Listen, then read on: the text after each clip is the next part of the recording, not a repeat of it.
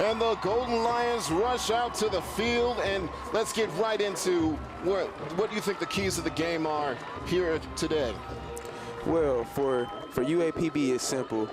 They have to get a good rhythm going on offense. They have to keep a quick tempo. They have to keep the Maroon Tigers defense off balance. They can't let those guys get time to, set up and get something going on defense. They have to keep them guessing and keep a quick pace on offense. You're speaking of defense, Morehouse's defense, you said they're very aggressive, like running blitzes very often.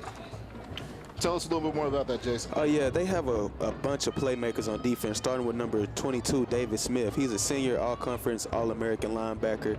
He's pretty much the eyes and ears of the defense. He sets everyone up. And on the contrary, their defensive end, number 33, Antonio Johnson, he's the enforcer. Him and the linebacker, David Smith, they play off of each other. And once Antonio Johnson gets going, it's hard to stop him because he has a very high motor. Exactly, high motor indeed. Now, I think the real question here for the offense is how much time is Brandon Duncan going to get in the pocket?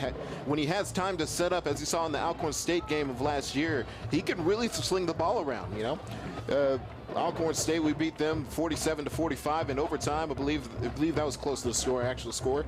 And so it's just a matter of, can Brandon Duncan get around this blitzing offense or blitzing defense and get time in the pocket to fire it out to one of his playmakers in the backfield or in the receiving corps? Correct, and with him being a senior, he has a lot of experience, and so this shouldn't be anything new to him. Everything out there he's pretty much seen before. All right, as we get ready to do the coin toss here and see who gets the ball first, last thing to note, UAPB's defense have always been very midline, a little bit above average. But the only problem is they have not been able to get time to rest on the sidelines. They've been suffering from lack of depth because of that. What do you think they need to do on offense? Should they slow down the pace, or should they try to pick it up and get the lead so it doesn't matter? Well, as long as the offense putting points on the board, I feel like the defense will be fine. They just can't have drives that stall or quick drives. You can't have quick 4 and outs. You have to sustain a drive, at least get 3 points out of a drive. You can't let your defense be on the field time after time. Yes, that's exactly right. And we're getting ready to kick it away. It seems like Morehouse is ready to kick this ball away, as the Golden Lions now get ready to receive.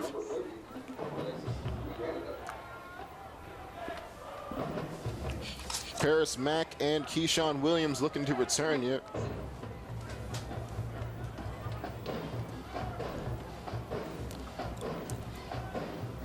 As we look to get this first game of the season opener, started here. Number 80, Cameron Colbert, line back deep to return. Number 80. Oh, that's different than they have on the chart here, but that's all right. Number 80 now, Cameron Colbert. And number 3, Kevin Creighton, back deep to return for the Golden Lions on the opening kickoff of this 2017 season. And here we go, Morehouse Maroon Tigers getting ready to kick this off, and we are underway in the 2017 season.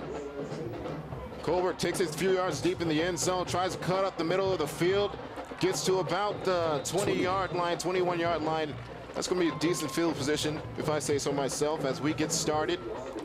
That's where you expect to start, around the 20. Around the 20. I mean, that's not bad field position, you could say. Referee spotted it right at the 20.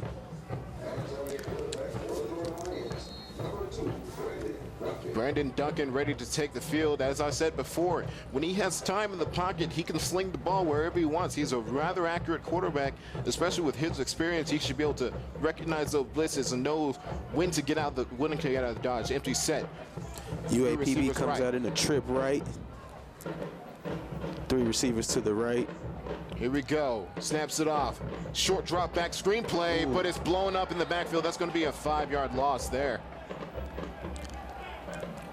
First play of the game results in a loss for the Golden Lions. That's not a good sign. But what do they do this time?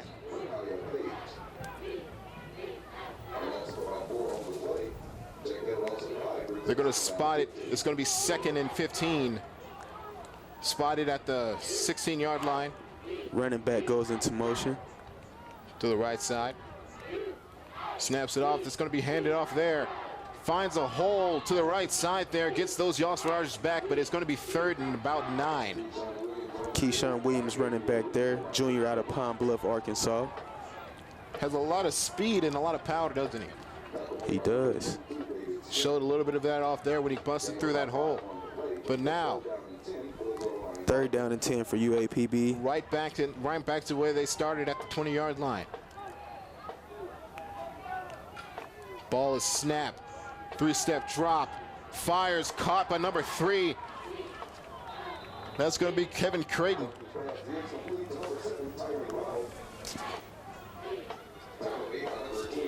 My bad, that was number 7, Tyron Ralph. There on the catch, but it's not enough for a 1st down. It's going to be punted away. This is exactly what you were talking about, Jason. The quick drives is something they really need to get away from. Right, they can't go 3 plays and out and punt, and they have to at least take some time of possession and work the clock some more. Jamie Gillen sends it away. It's going to be fair caught at the 32-yard line. And the punter is a preseason all-SWAC performer. And so, you know, that's going to, we're looking at some really decent punts coming from this man. Correct. But now the defense are going to get tested. Look for number 22, Blake Connor, to make some plays as free safety for the Golden Lions. Kevin Taylor leading the Morehouse College Maroon Tigers onto the field. Number 11, Ryan Edwards, their tight end. He's an All-American playmaker, and the quarterback will try his best to get him the ball. So watch him to force something to number 11 throughout the game. Motion man number 8 comes across. Fakes the handoff. It's going to be a bubble screen, but he does have some space, and he's going to get room. That's going to be 8 yards. And, yeah, UAPB really has to watch those screens from Morehouse. That's something that they will try to incorporate. Right. Quick passes, quick screens are really a bane for an aggressive defense, aren't they? Correct. Now on the pistol set, doubles, 2 receivers on each side. Kevin snaps it off, looks to hand it off down the middle, but is stuffed by the great work by UAPB's D-line there, able to stuff that at the point of the attack. Great penetration by the defensive line. You see, we have I've seen that there's a lot of junior college and a lot of upperclassmen types on this D-line defensive front, so let's see how they work together. Now they got a trip set right. Motion man number 8 again. Oh, that's going to be a false start. Takes him back 5 yards. Yes, that's right. I believe that's at 58. You know that name? That helps out UAPB a lot. Very much so, as it's going to be 1st down and 15.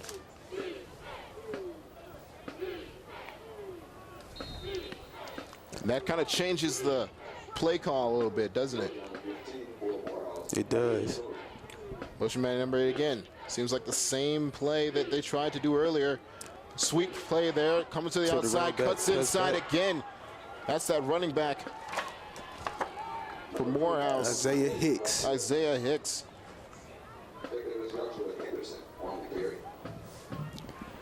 Do we have a number change? Do we have a number change indeed?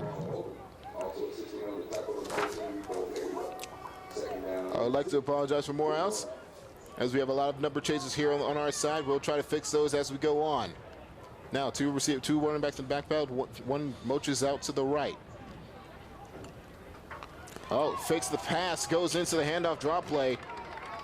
It's going to be a gain of maybe 2 at their own 48-yard line. Bit of a pile up here at the point of the attack, but there we go. 3rd and 3 now. This UAPB defense has given up some plays, but they're not breaking. Not yet. This will be a great, I would consider this a win for the defense if they're able to stop it here. 3rd and 3. Motion man again. Swing train again. Cuts to the inside, forces it out. Oh, there's a lot of flags on the field, though. What's this going to be?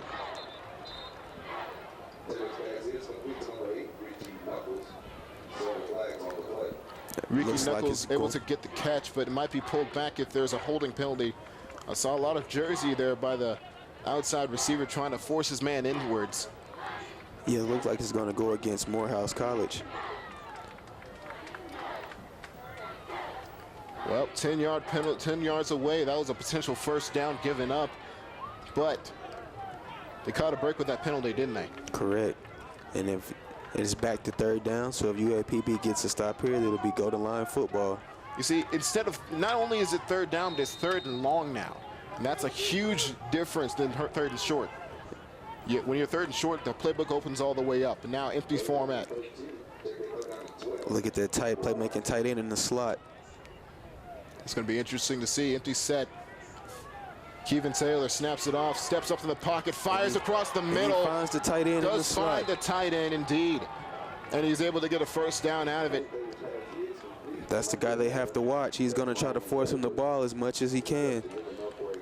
You see, UAPB has given up 68 out of 138 third downs last year. You think that was a very huge point of emphasis in their training in the offseason. But now, Kevin Taylor snaps it off from the pistol, hands it up the middle, goes to the right side, gets it to the 40, to the 39-yard line. Tashad Charity makes the tackle for UAPB, number 51. After a 6-yard gain.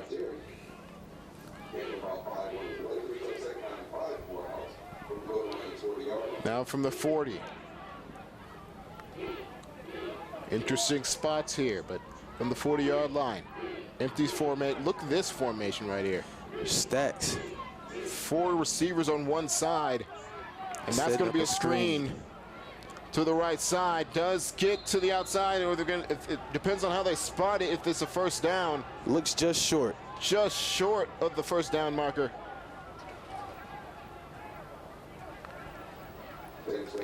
It's going to be 3rd and 1. Morehouse is going with a hurry up to pick up that 1 yard, same formation. And stacked look on the left side. It's really dangerous with the big bodies up front, lead blocking for those screens. That's a real dangerous formation. Especially that number 11, that playmaking tight end you made mention of earlier. 3-step drop, fires to the single receiver side there. That's number 7. He's spun down, but not before he gets his first down. Tremel Gooden on the play. And that was just a simple 5-yard comeback route. It was right there for the taking, for the quick first down. It was set up by this formation. They're back at it again. 4 receivers left, stack formation. And now fakes the pass. It's going to be a quarterback draw. Kevin Taylor gets about 4 before he dives down to the ground. Now at the 26-yard line. That's a formation that's given the Golden Lions trouble so far. It looks like they don't want to show everything they want, everything they have out of that formation just yet, as they switch back to a more conventional set. 3 receivers to the right, running back in the backfield. Trips being shown right side. Kevin Taylor showing his versatility as he steps back. 5-step drop, fires out. Boom! Huge hit there, knocks the ball loose. Huge.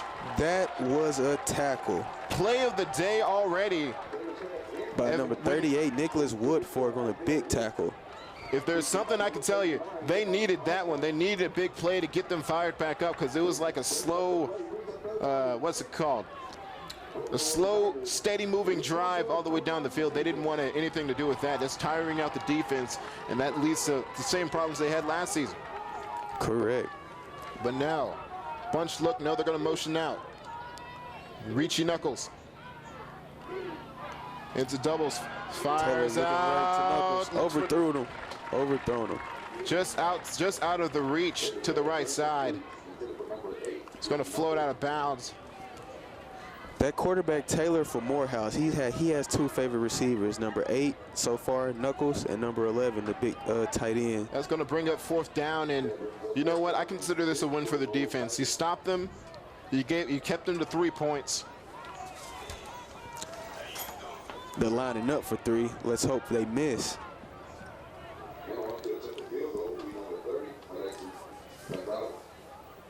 Alexis Maganda Sets it up, kicks it long, and no good. No good. That's a win for the Golden Line defense. Absolutely. You know what? I couldn't think of a more perfect drive. You know, you give up a little bit, but you kept them away from their field goals for their kickers' ideal range, and now your offense has another chance to get something started. Here we go. Brandon Duncan leads his team out to the field again.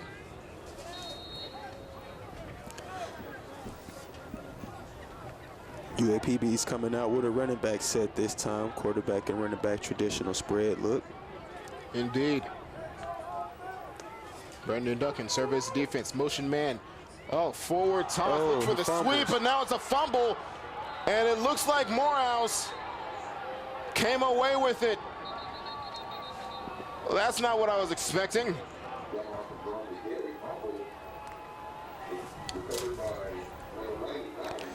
Number 99 on the defense. Morehouse picks up another, but that's Trayvon Lucky, and he sure did get lucky with that one as he was able to recover the football. Yeah, number 19, Paris Mack, was the Golden Line in motion who mishandled the handoff from Duncan, the quarterback. You think it's first game nerves here that's leading to these types of mistakes? Well, yeah, with it being pretty early in the game, they're probably still working out some jitters over on the offense since they haven't been able to get much going so far. But with it being 8 minutes left here in the first quarter, next drive, they should be able to get something going. Speaking of next drive, you think that the new wide receivers coach, Mr. Raymond Bailey, is all up in the ears of Mr. Package?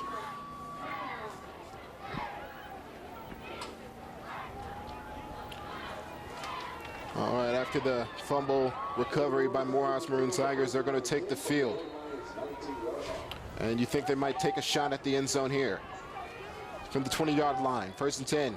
Motion man, Ricky Knuckles. Faked it to the tight end. He's going to drop it. Magnificent. Was it a catch? On a bobble pass in the end zone. What do they call it? It's going to be an interesting play. It could be an interception. It could be an interception. Oh, they're going to call it out of bounds. Wow. Almost back and forth in possession changes, but a big call by the referee. I think it might have been the right one. I think so. But it was a tremendous effort. Brian Edwards on the play. Almost coming up with a huge momentum shifter, but now it's going to be 2nd down and 10.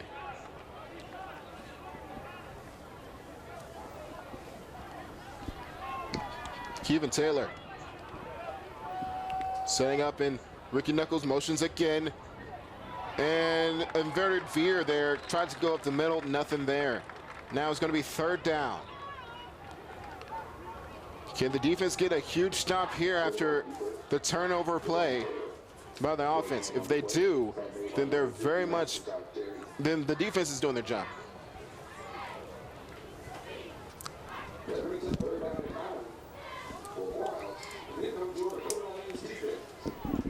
Here we go, 3rd down and 9. Trips look on the left side.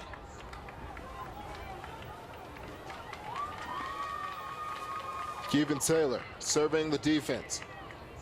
Snaps it off. Looks for a hitch route.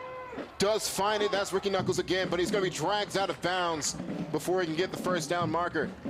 And that's going to be a great stop by this defense here.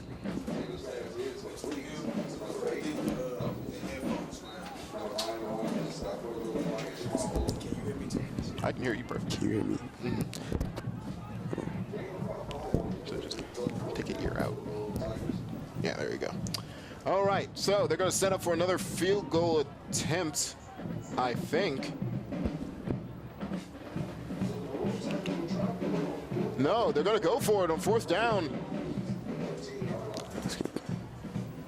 What an interesting setup this is, as he's going to motion man and veer attempt again, but this time he hands the ball off. He's going to be stopped. He's going to be stopped before the 1st down. Interesting play call by the Morehouse Maroon Tigers, as they were not looking to settle for 3 in that situation. Yeah, they were looking to catch the Golden Lines asleep right there, and they stood tall. Exactly, standing strong is the defensive Golden Lions. They've won 2 possessions already, and they're honestly keeping UAPB in this game. It's hard to say that when it's this early, but very much so. Yes, because Morehouse has had 2 drives inside their own 20-yard line, inside the goal line territory. So the defense is doing a real good job at not breaking. Exactly. Now, what does UAPB do? What does Brandon Duncan do in this situation? Motion man number 38. They're going to hand it off now up the middle. He has some space, does some shimming moves. He breaks a couple of tackles here, and is going to be brought down at the 31-yard line. That's a first down for UAPB, their first of the day. Some positive yardage for the Golden Lions. Absolutely. Huge positive yardage play. Number 38, Nicholas Woodfork. 6 foot tall, 240-pounder. Coming in, using that size and that strength. Brandon Duncan now from the doubles look. Looks like he's changing the play at the line. Duncan again from the shotgun. Short drop. Completed. Completed, number 7. Fakes a man out. Gets an extra 5 or so yards from that. Maybe looking for a face mask call, but that was a great play by number 7. Tyrone Ralph. Yeah, Tyrone Ralph on the play there, and now they're going to hurry up. Brandon Duncan, same set, doubles. Tyrone Ralph again, this time putting a couple moves on several opponents there. Squeaks pie into their own 48-yard line into enemy territory. They're really moving now, aren't they, Jason? Yes, they are. Golden Lions are speeding up their tempo. Once they got some good yardage going, they didn't slow down. Now into enemy territory. Now into enemy territory. What do they do now? Just across the 50-yard line. Brandon Duncan fires out the screen play. Can't break that tackle, though. That's going to be a loss of 2. Pass complete to number 80, Jeremy Brown. Would not a move been able to be made.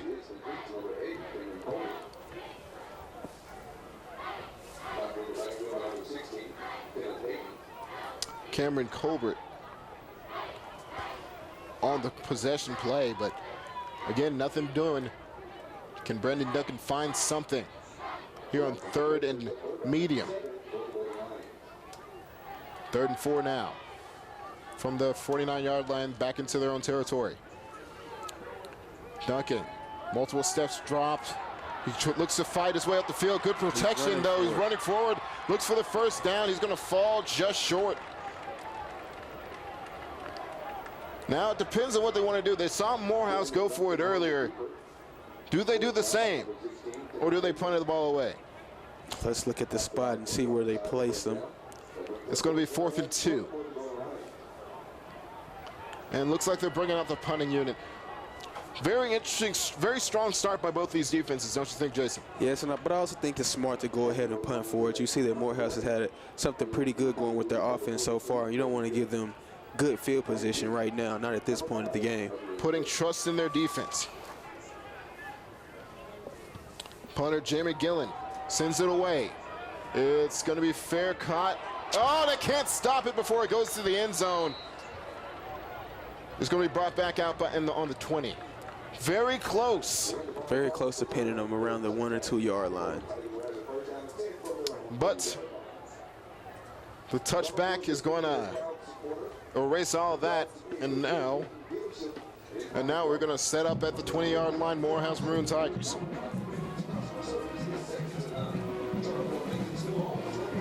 Now, Ricky Knuckles has been very busy in this first couple drives. Do they go back to him? I look for them to go back to their playmakers, Ricky Knuckles, and of course the tight end, Ryan Edwards. Got to show the tight end love. Ryan Edwards has been really big on this first couple drives here. Kevin Taylor hands it off up the middle. No, fake. Boy, no, actually it was a fake. Fake me out up here, and I have the best seat in the house. Fake out on a quick pass over to number 87. Great read, great way to keep me on my toes, man. The quick pass, they're only getting 3 yards out of it. Now it's going to be 2nd and 7. Now fires up the middle. does get some extra yardage there after initial contact, and it's going to get enough for a first down at the 32-yard line. Now they're going to pull it back to 31. Morehouse going with some tempo offense right now, trying to catch this UAPB defense on their heels. Now, read option play out to the outside. Kept there, and it's going to lose. No, actually, it's only going to gain one. Only going to gain 1 yard on that time. Taylor there. And now, 2nd and 8 from the 32. Fans are filling up the seats early towards the end of the first quarter. Yeah, very good showing here for the first game of the UAPB Golden Lions. Fans not losing support, not losing their support for this team. It's going to be 2nd and 9 now. Fakes the pass, quick draw. Oh, huge hit there. At the line of scrimmage, he was trying to fight his way forward. That's the running back, number 25, Isaiah Hicks.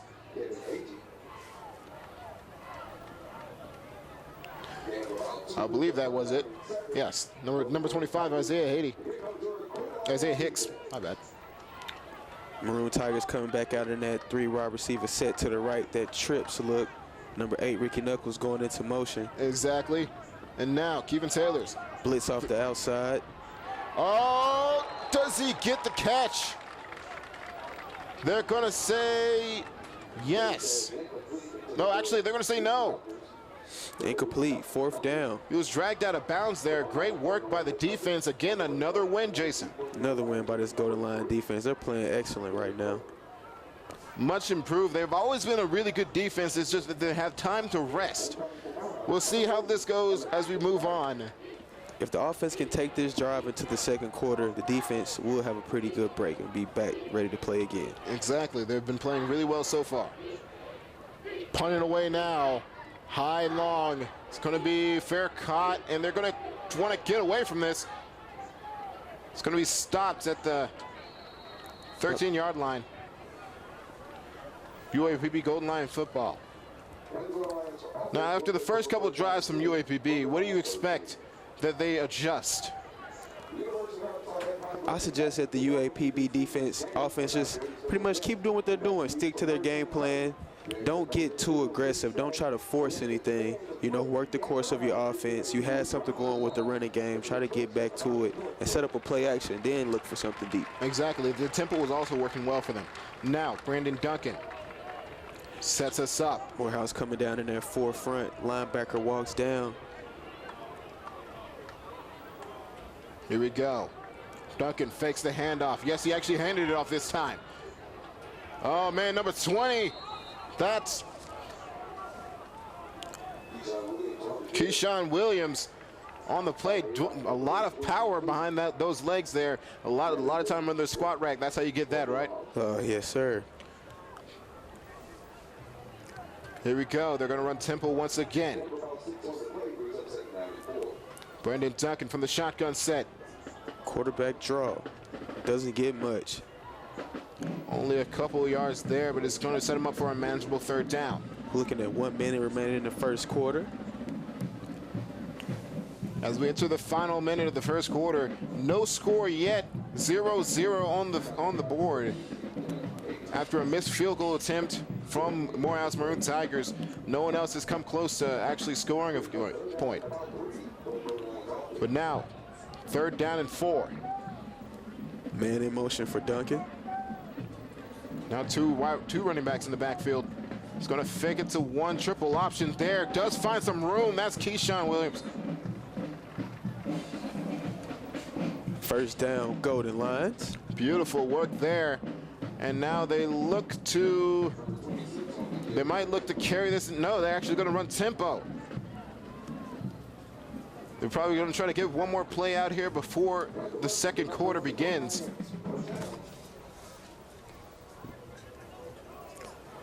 No running back there. They're going in this 5-wide set. Empty formation here. Brandon Duncan sends a man motion. Fakes the handoff. Sends it long. First long pass of the drive. And it's completed. And it's going to be completed there. Patrick Rowland the second. Patrick, PR2. First down for Golden Lions there. 25-yard play. Huge play to end the first quarter. That's how I'd like to end it. And we're going to be right back as the first quarter comes to the end. 0-0 on the scoreboard as at Golden Lions Stadium. We'll see you right back.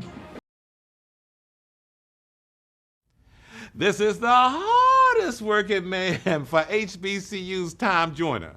I want to congratulate UAPB on being selected as the Time Joiner Foundation September School of the Month. Alumni, your support is needed at your alma mater. Visit TimeJoinerFoundation.org to make your gift and be a difference maker for an HBCU scholar. Welcome back to Golden Lions Stadium. No one has scored yet. It's 0-0 as Golden Lions face off against the Morehouse College Maroon Tigers. I'm TyRece Boone, and also here with me is Jason Matthews. And we're going to get right into the second quarter here. With a switch of fields, UAPB is heading back towards the field house. J. Thomas May Field House. Exactly. Here we go. Trust formation, looks for Brandon Duncan's going to keep it. He's going to try to work his way to the edge. Gives as much yards as he can. Ooh, a lot of rough play there. Ball came out at the end, but he appeared to be down. Nothing to worry about. Exactly. I'm waiting on a call here just to make sure. Yes, it is going to be Golden Lions football as well. No fumble on the play.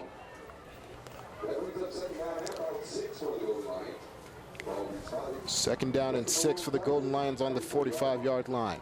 Into enemy territory now. Can they get further in? Now, interesting formation here. Number 21 in motion. That's Keyshawn Williams going in backfield. Face the handoff. Steps up, goes long. Does he get a catch? No. Just through the hands. Paris Mack, number 19. Number 19, Paris Mack can't get a hold of it now. It's going to be third down and 6. Kind of intimidating being right next to the defensive coordinator, isn't it? Yeah, those guys are getting pretty worked up every time the ball goes in the air.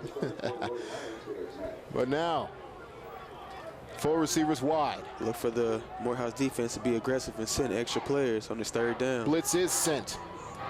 But Brandon Duncan fires to the outside. Can't keep a hold of it, number 86. Number 80. Brandon Colbert on the intended receiver. That's going to be a fourth down there. It was a good drive to start, but once they got into enemy territory, it started to break down a little bit. It's going to be interesting to see how this plays out in the rest of the second quarter. What adjustments the Maroon Tigers have made coming in on the offensive side, because they've got nothing done. Yeah, and that's really more so of a tribute to the... Hold on. There's actually a flag on the play. Little dirty laundry. Okay.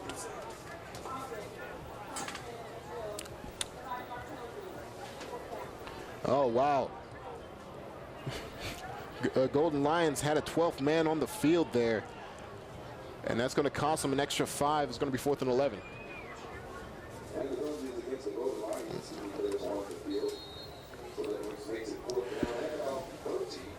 Here we go. Punted away there by Gillen. It's going to be caught. He has room on the outside, left side. Does get smashed there at the 25-yard line, but forced forward. The helmet came off in the play that time. But really good return there. A.C. Williams, number 33 on the return. Here we go. Morehouse College Maroon Tigers had some troubles on the offensive side of the ball. Defense of the Golden Lions has been playing really well. Probably above anyone's expectations, don't you think? And like you said, TyRece, once those guys get some rest, they play really well and they feed off each other, which is good to see. That's what you want to see as a defensive coordinator. You want to see your guys helping each other and playing off of each other's momentum. Well, let's see here. Let's see how the momentum goes this time. Morehouse College snatches the ball off. Hands it off there on the outside zone, but does find some room. That's going to be an 11-yard gain. No, actually a 9-yard gain. Just tackled before the marker. Rico Merriweather Jr. on the tackle right there. That's the boy. Great job by Rico, but they're going to go tempo here, trying to take advantage of this momentum. Another handoff here to number 4, stuffed at the line, but hold on. There, wait a minute. There's some movement before the play. Let's see what the referee calls.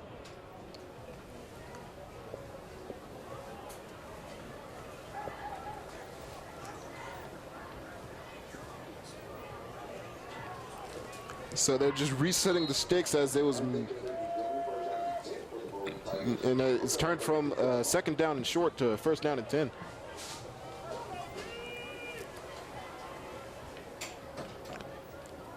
Taylor back in the shotgun, looks left. Kevin Taylor hands it off again, outside zone, this time to the left, but this time it's stuffed. That zone read game is really what they're relying on. So we just can't get too focused on that, because at any moment he can pull it and run it, or also pull it and pass. That zone offense is very dangerous. A lot of options there from the read option.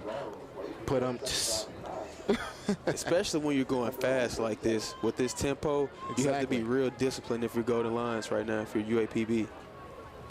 Speaking of discipline, it's going, like I said, with that tempo and with being disciplined, he just drew a man off sides with the hard count. Well, here's the thing. You got to admonish the man for jumping off sides, but he did finish the play. He played through the whistle.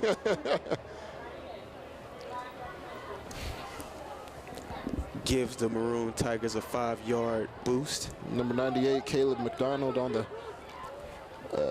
the penalty there. Now that's going to be second down and looks like 4. Redshirt junior. But you know, when you're playing tempo, you have a lot more chance of these kinds of mistakes happening. That's one of the benefits of playing tempo, though. One of the detriments, though, is you tire out the team. Correct.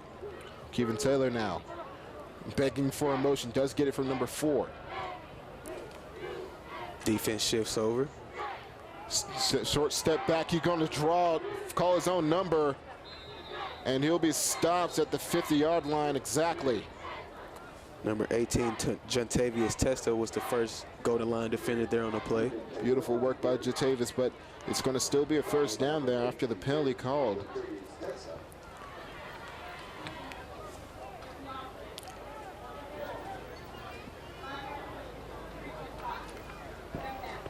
Had another penalty on the play that will go against Morehouse, bringing them back an additional 5 yards. Illegal motion. Illegal motion on the offense for the Maroon Tigers. That's going to cost them that first down drive, or that first down play. It's going to be 2nd and 9 now. And exactly where you left off from the penalty from the Lions, the Tigers would give a penalty. Now, number 13 in motion. They're going to go into a bunch set. Fakes a handoff now. Kevin Taylor finds a man. What do they call it? Incomplete. Ball hit the ground. He trapped the ball instead of just scooping it. I don't forget the actual technical term for it, but he did trap the ball, and that's going to be an incomplete pass. Great effort by the receiver, though. He laid out, tried to make a athletic play, just came up short. Beautiful. But nevertheless, it's going to be 3rd and 9.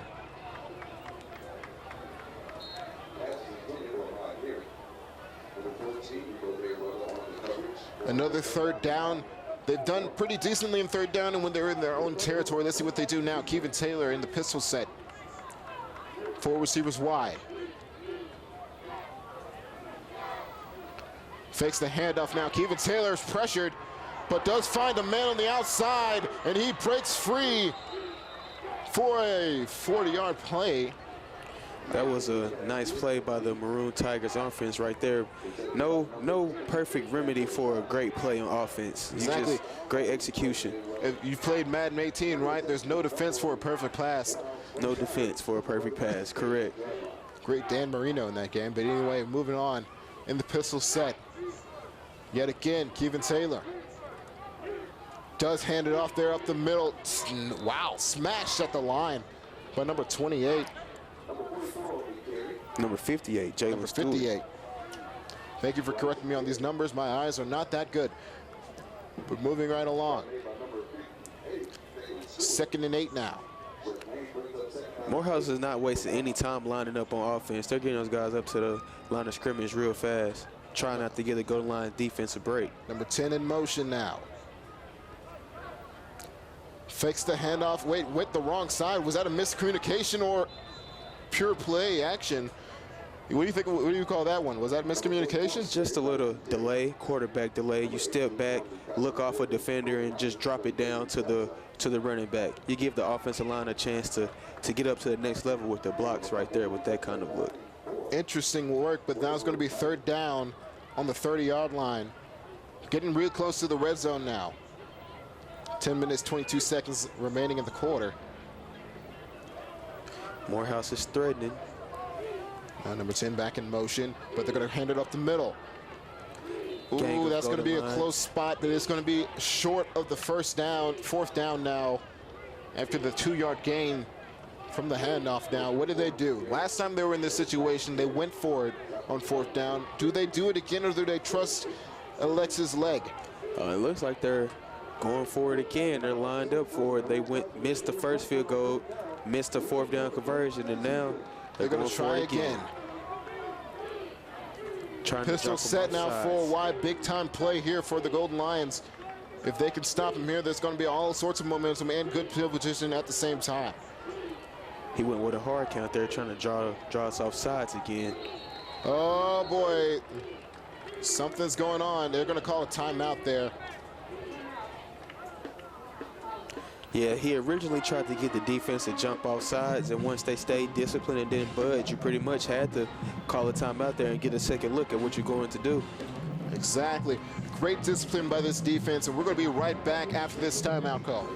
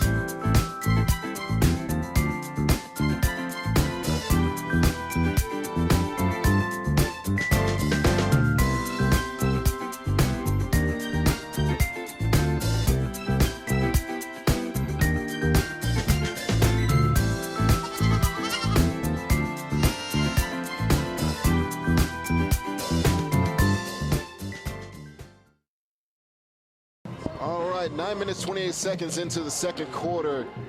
No score yet, but Morehouse has been threatening several times. They went for 4th down attempts a few times, but it has not been successful yet. Here's another one as they're in the 4 wide.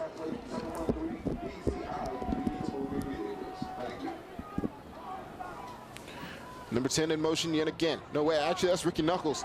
And he's going to be fired. He's going to be the target. Did he get the catch? Yes, he did. That's going to be a 4th down conversion.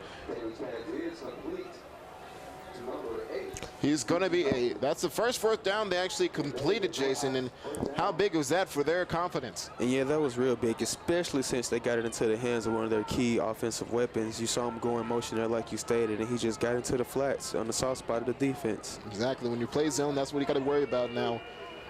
Kevin Taylor fakes the handoff, but pressured in the backfield, forced out left. He's going to call his own number, but is forced out of bounds. Great pursuit by the Golden Line defense right there. They didn't let him get out the pocket. Exactly. Well, they let him get out the pocket, but they didn't let him do anything dangerous once he got out of there. Correct. No gain on the play, though. Able to save himself from a sack. Almost first sack of the season. But here we go. Kevin Taylor now from the pistol look, 4 wide again.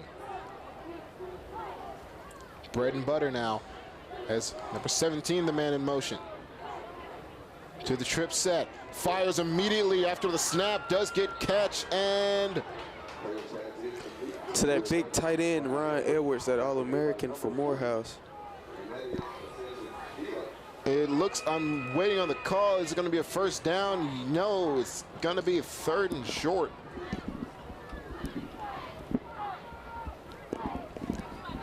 Third and 1 now. Big play opportunity now. They're going to hand it up the middle, and he is going to get it off a 3-yard gain there. Now this is the most serious threat for the Golden Lions. They're in scoring position, aren't they? Yes, it is. First time Morehouse has been in a 1st and goal situation. Let's see how their goal line offense prepares to come out and take the field. Exactly. But it's really hard to do offense, especially if a lot of these quick passing offenses in the red zone, not a lot of space to work with. So let's see how they respond from the pistol. Man in motion. Hands it off up the middle, does get a little bit of yardage there. That's going to be 3 yards on the play, maybe even 2. Now 2nd and goal from the 7.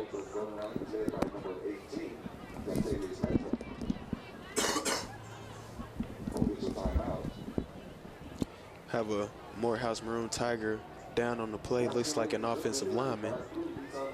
Yeah, when you get to this point, it's a lot. When you get in the trenches, a lot of chance of being injured here. We're going to be right back after this injury timeout.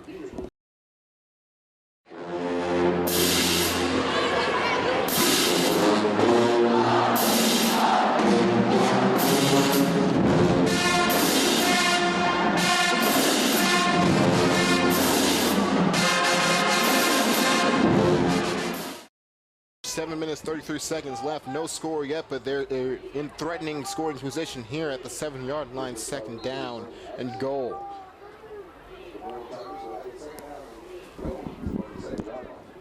Here we go. Most threatening that the UAPB Golden Lions have been. Handoff. No, actually, it's a fake. Almost intercepted. Almost intercepted there. Very close play as the pass was just way underthrown. Defensive back Corey Bell on the defense on the outside for the Golden Lions. Almost catching that pass and setting up another momentum shift on defense. Very defensive day as no score has been made so far. Golden Lions defense calling for a little crowd support. They want to hear some fans. And the fans are willing to oblige as we're going into 3rd down and 7. Now you can't imagine they go for it on 4th if they don't get this one, can you? I imagine they would go for it, actually. Well, here we go, motion man here. Sprint out, and he's looking for a man in the back of the end zone, but just out of range. He actually ended up catching that, didn't he? But it was out of bounds. Great hands there. Someone get that man's number. Number 7, Tramel Gooden. Gooden had some good hands there, and it looks like, I don't really trust my eyes, but yes, it does look like they're going to be going to trust Maganda's leg here, Alexis Maganda here for the 7-yard attempt. Actually, it's going to be the, 24-yard attempt. Just about an extra point right here. Exactly. Oh, almost forced a penalty there, but not exactly. Now it's going to be good.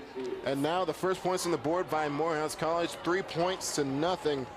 Here's 7 minutes and 9 seconds left. This is the hardest working man for HBCU's Time Joiner. I want to congratulate UAPB on being selected as the Time Joiner Foundation's September School of the Month. Alumni, your support is needed at your alma mater. Visit TimeJoinerFoundation.org to make your gift and be a difference maker for an HBCU scholar.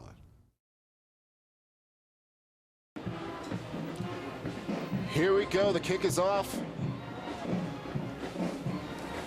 And they're going to field it at the 5. He's going to cut up field and does get it to the 30. It has not gone down yet to the 30-yard line there. Great return there for 25 yards.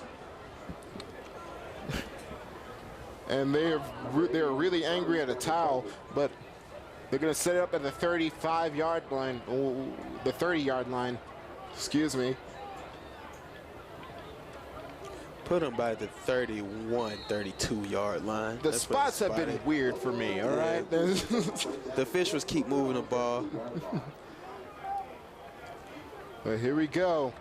Brandon Duncan. Oh, trips with the tight end. Now they're going to motion the single receiver set into the backfield. What's the plan here? Looking for the middle. Wow, Powell running there, forcing his way forward there. That's number 21 in again, isn't it? Yes, sir. He was actually hitting the backfield, which could have been a loss, but his legs kept moving, and he was able to get some positive yardage out of the play. Boy was getting some squats done in their offseason. Keyshawn Williams yet again carrying this D offense on his back now. Brandon Duncan sets up. Trip set right. Short drop back here, but he's going to be taken down for a sack. That's going to be a 5-yard loss.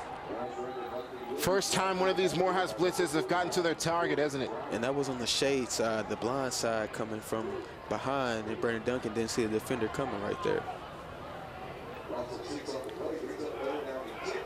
Loss of 6 on the play for the Golden Lions. So that good running play, again taken away. But now, what's the plan here? Brandon Duncan. Short drop, fires over the middle, but nowhere near. And that goes another quick offensive set. Same problem they had last year, didn't it? Correct. And we actually had a man wide open. He just had a little pressure and he couldn't get the ball to him. A half a second longer, and I believe the pass would have been completed. Yes, exactly. But they're going to punt it away again. Shammy Gillen getting a lot of work in this first half. That's his third punt.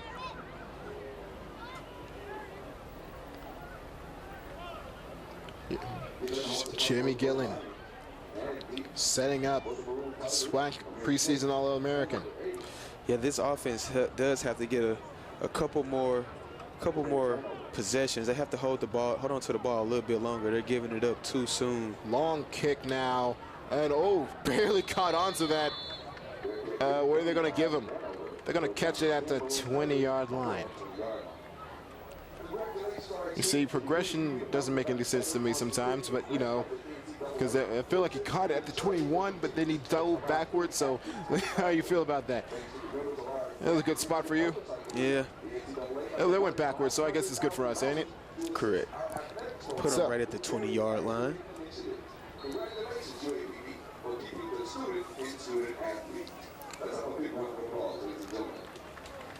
As the PA man applauds our student athletes for doing very well this past semester.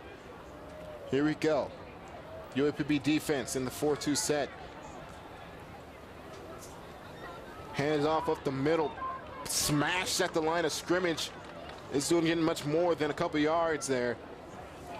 The running back has had some huge hits put on him in these past couple drives, hasn't he, Jay? Yes, he has.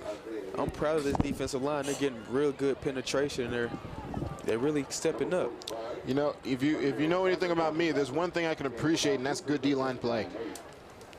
But now, Morehouse in another interesting set with the wing back this time. Hands up the middle again. Another good stop as he's going to keep him to less than a yard. Going to be 3rd down and 8 now. A stop right here put the Golden Lions back in position to score before halftime. 5 minutes to go in the first half. As Morehouse is the one with the only points in this game, 3-0. But 3rd down, huge 3rd down here. Can they get the possession stop and get field position back on their side? But now empty set here, 5 receivers wide. They're gonna go long, has no time. Kevin Taylor forced to the outside. He looked short of the 1st down. Good defense. Good defense there, good coverage and good penetration by this D-line. He was run out of bounds about 4 yards short of the 1st down. And now they're forced for their first punt of the game, I believe, isn't it? Or second. They haven't had many. Yeah, it's either been a field goal attempt or they've gone for it on 4th down. Correct. It feels like every time they want to get, every time they're forced to give up the ball, they feel like someone when you're playing Madden, right? Never want to give it up. And this is good for UAPB. We might have some better field position and an easier opportunity to put some points on the board. I expected to come back to the 50. Now they're going to rugby punt it to the right side. No, it's coming back to the right side again. And it's going to be stopped. Short punt this time, though. But it's going to be stopped at the 36-yard line. 1st and 10 for the Golden Lions offense. And now it's put up or shut up time for this offense.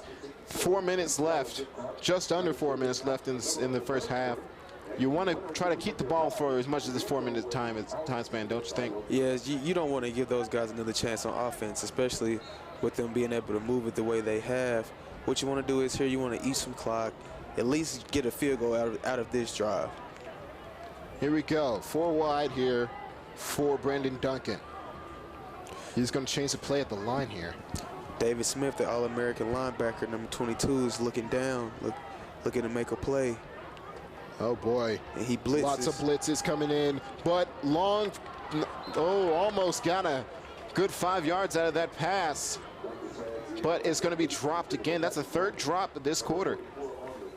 UAPB bringing in the tight end on the play. Number 5, Jalen Collins is coming in. It's for this formation. First tight end set they've used so far.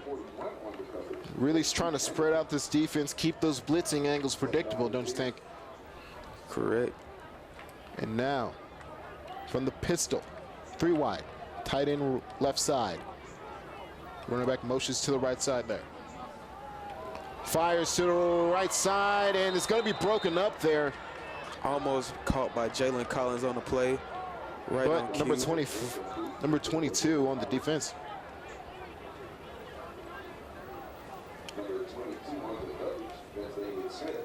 David Smith on the play for the Morehouse Maroon Tigers. And now it's 3rd down and 10, forced into this 3rd and long situation after 2 long pass attempts. And they didn't use much clock right there. So let's see. Brandon Duncan steps up in the pocket, finds some space. Now he's going to run. Diving forward. Where will they spot him? 1st down, Golden Lions. After the great play by Brandon Duncan, able to recognize that there's no one open, take it himself. He was being pressured. A lot of good to say about Brandon Duncan there on that play. Great play, great vision. And now it's referees blow their whistles here. Did they spot him short of the 1st down?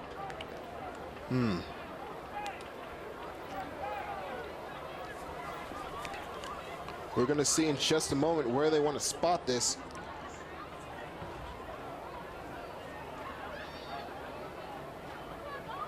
They're going to say it's 4th and 1. 4th and inches here. And I think in this situation, you got to go for it, don't you, Jason? Yeah, this is a perfect time to go for it. Just to let the defense know that you also can be aggressive on offense. He looked like he really got the 1st down. He slid forward, but, you know, in college football, as soon as you hit the ground, that's it. So they're going to bring out the sticks now. Let's see what they see.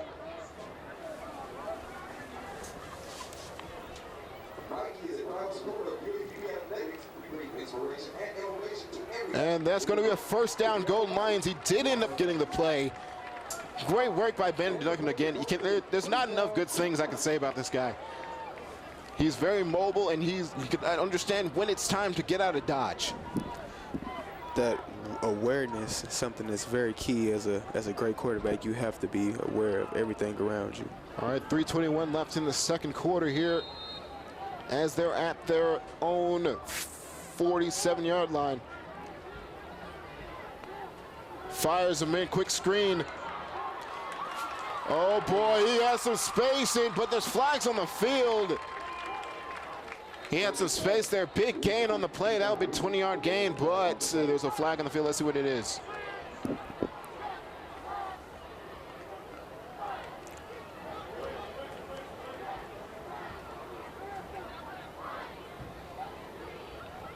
Referees consulting each other. Here's the play.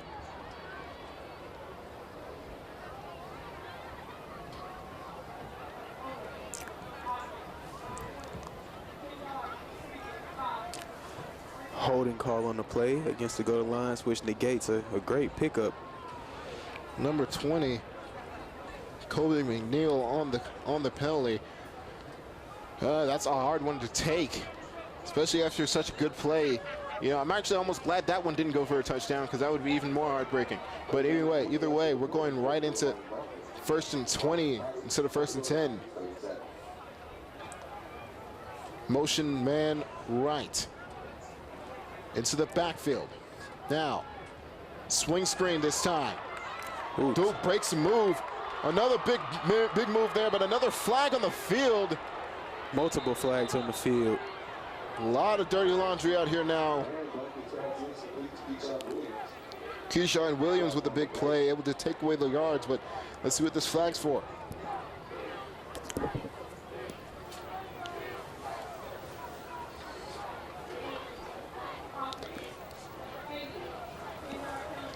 Another holding call. Another holding call. That's a rough one.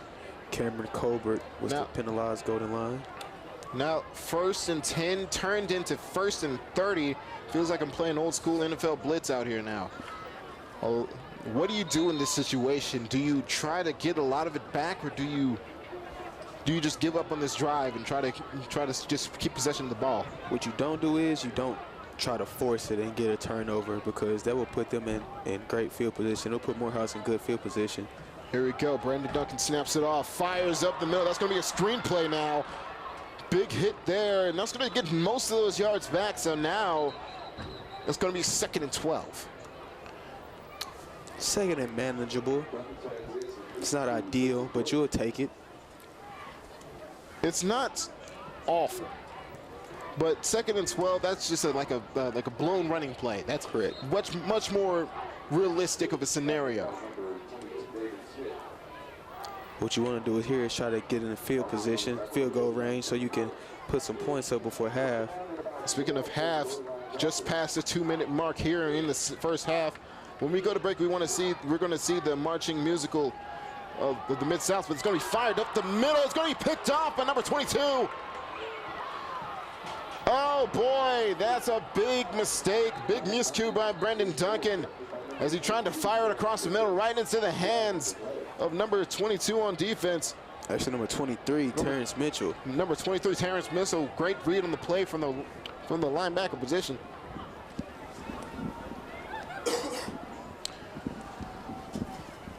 There's a flag on the play now. What was this one? Let's hope it's against the defense. I promise. Maybe a pass interference. That would be nice. Let's see what the call is on the field here. The Maroon Tigers offense is still on the field, so it doesn't look like it's against them, or at least they don't believe it is. 1 minute 44 seconds in the second quarter, and a big call being made on the field. Which way is this going to go? Referees have just finished consulting. What do they think?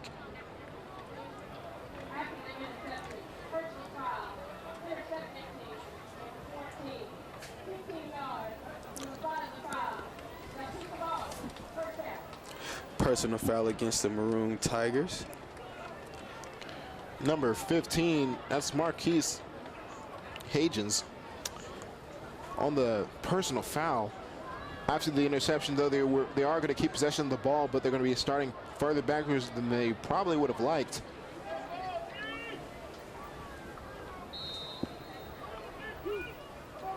Now it's going to be 1st and 10 from the 35-yard line in their own territory. Kevin Taylor snaps it off, switches positions there, inside screen, but no gain on the play. It's going to be 2nd down and 10. 1 minute 30 left in the first half here. As I was trying to say before, the marching musical machine of the Mid-South are going to play us in through halftime. when we get there. 3-0 is the score. Plenty of time to get a momentum shift, but now it's going to be empty set. 5 wide. Cuban Taylor maybe looking to throw something deep here. 3-step drop, fires over the middle to the check down man. Does get at least 12 yards on the play. That's a chunk play. That's what you like to call a chunk play. They get a chunk of yardage that can move the chains and get them closer into field goal range before the end of the quarter. Not only a chunk play, but a little chunk to the check down, though. Everybody was down the field. Correct. And had an open man underneath. And now less than 50 seconds left in the first half. My bad. Cuban Taylor goes up the middle, finds a lot of space, slides down past the first down marker. Now they're in Hail Mary range, don't you think?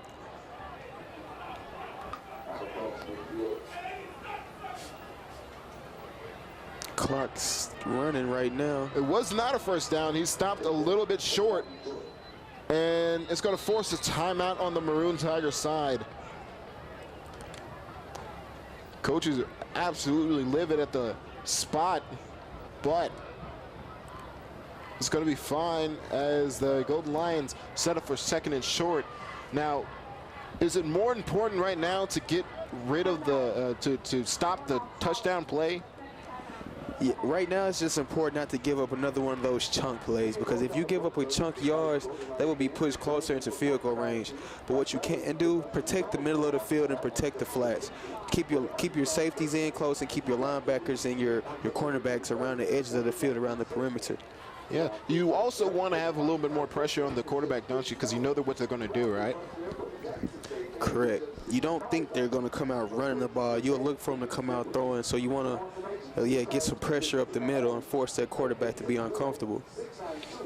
Man, it's once they've gotten into territory, though, the UAPB Golden Lions defense has done an excellent job of keeping them out of their effective field goal range, have they not? They have. Really good job. Exactly, and apparently the Morehouse Maroon Tigers don't trust the leg of Maganda, and especially after that first missed field goal. That was a terrible missed opportunity by Alex's.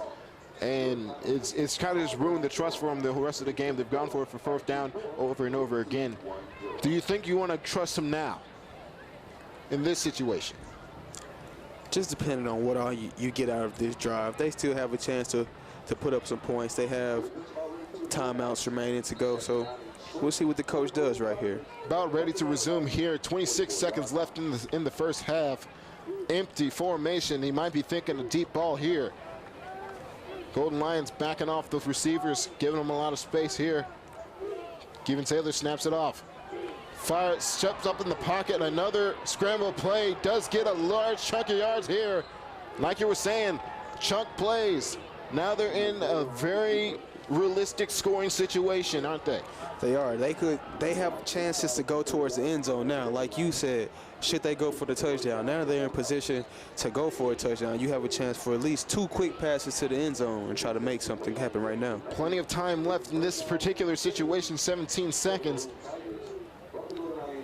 Cuban Taylor's showing a little fatigue right now, but he doesn't have much longer to go in this quarter. In this half. Cuban Taylor from the 30-yard line. 5 wide again. What's he gonna do? Long drop back here. Fires long, but over everybody's head. 11.8 left in the second quarter. And they took that shot to the end zone, like I stated. They had a chance to go up there and go for a quick score, and they took it, but just couldn't capitalize. I hate to bring up like technicalities or whatever, but there was a strange drop back, was it not, from Cuban Taylor? Correct. Like his feet weren't all the way under him. Maybe that's fatigue for having to run so many plays in a row. Oh, there's actually a backup quarterback checked into the game, so maybe he was tired.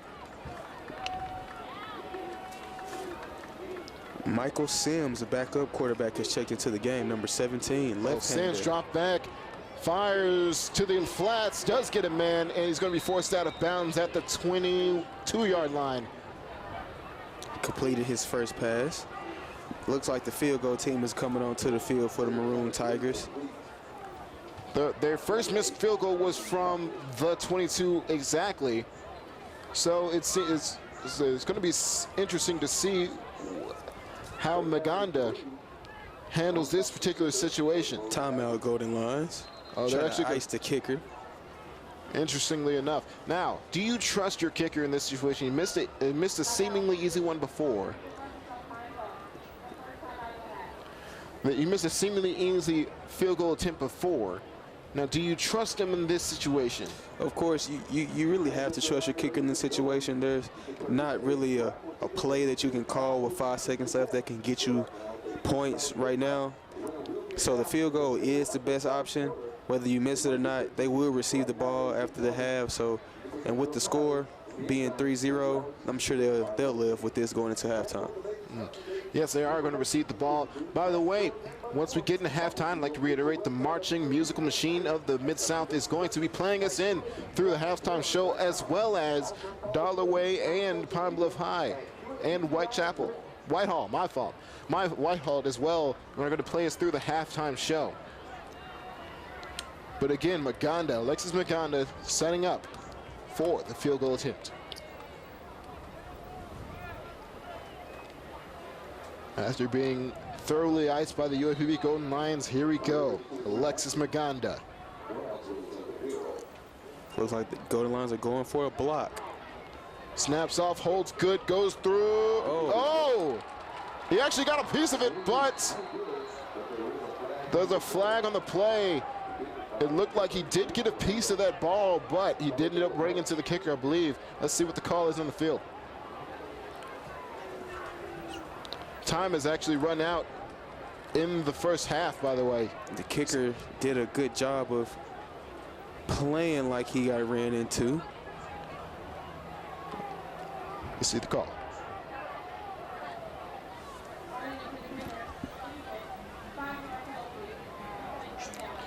Oh boy, 5-yard penalty. You cannot end regulation time on a defensive penalty, so they're going to have one more shot at this. Can they get another key block here? Oh, it's actually going to be a first down. I don't know if that changes anything in this situation. They have one more play, and they're going to go for the field goal yet again. Alexis Maganda sets up for the second time.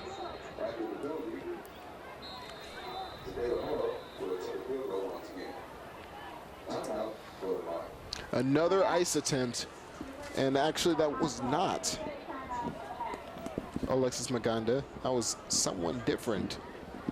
We will get the name for that man as quickly as we possibly can. But again, time has run out of regulation. This is a strange situation, is it not, Jason, for the half to be over, 0 on the clock, and yet we still have players on the field. Like you said, you can't end regulation on a defensive penalty, so they're going to just reattempt this kick on offense and try to put up some points before the end of the half. If I was coach, I wouldn't actually even be mad at running into the kicker penalty, because in this situation, there's not even enough time for them to go for a chunk play or shot play. It's more safe. Unless they make this field goal and capitalize on the mistake that the Golden Lions made, capitalize on the penalty. Well, we have another kicker on the field. This is actually number 36.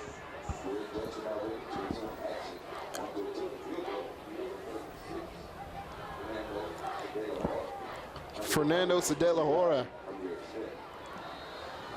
here from the 18-yard line. Fernando sends it long. It's blocked again. Beautiful work by the Golden Lions defense as they've stopped them again and again from getting the field goal attempts off. And that's going to be it for the first half. The marching musical machine of the Mid-South is going to be playing us in. I'm TyRece Boone. This is Jason Matthews. We'll be right back at the third quarter. This is the hardest working man for HBCU's Time Joiner. I want to congratulate UAPB on being selected as the Time Joiner Foundation's September School of the Month. Alumni, your support is needed at your alma mater. Visit TimeJoinerFoundation.org to make your gift and be a difference maker for an HBCU scholar.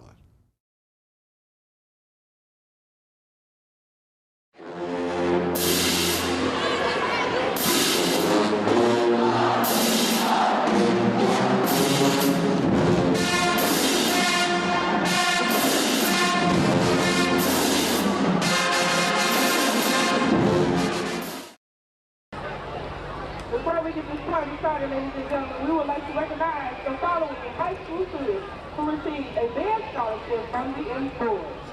First, we have Terrell Boston for Palm Grove High School. David Jones, we of Performing Arts Academy. Carissa Gibson for Dollarway High School. Last but not least, Marcus Patrick for Palm Grove High School. Let's give it up, ladies and gentlemen.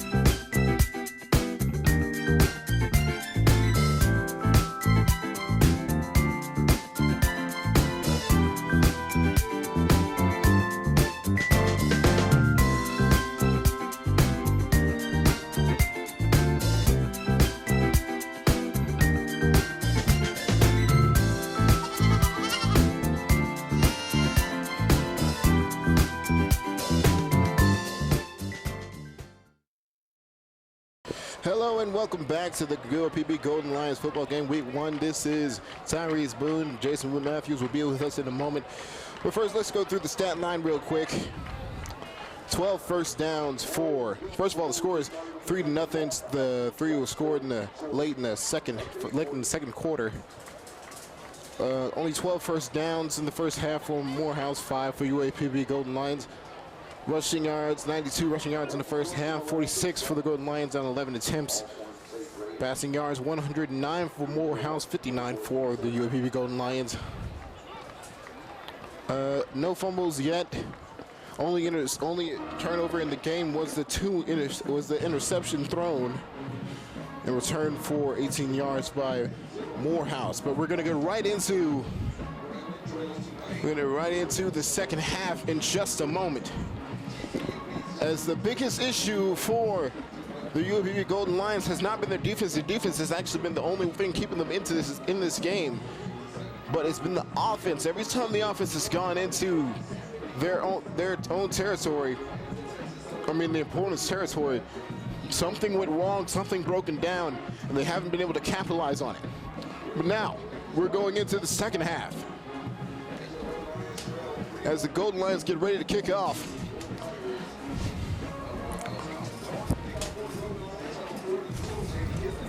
Jimmy Gillen is ready to send us off here and get ready for second half of play. Jason Matthews with us now, and as I was saying to the audience, the main problem has been the offense's inability to capitalize on getting into their opponent's territory. But now, kickoff returned, caught at the 2-yard line, but he does find some space. One man to beat, almost broke one free there, but it's a fumble. Fumble on the play. What's the ruling here? Like the Maroon Tigers hopped on top of it real quick right there. And it looks like they're going to maintain possession of the ball there. As almost a huge momentum shift right at the beginning of the half.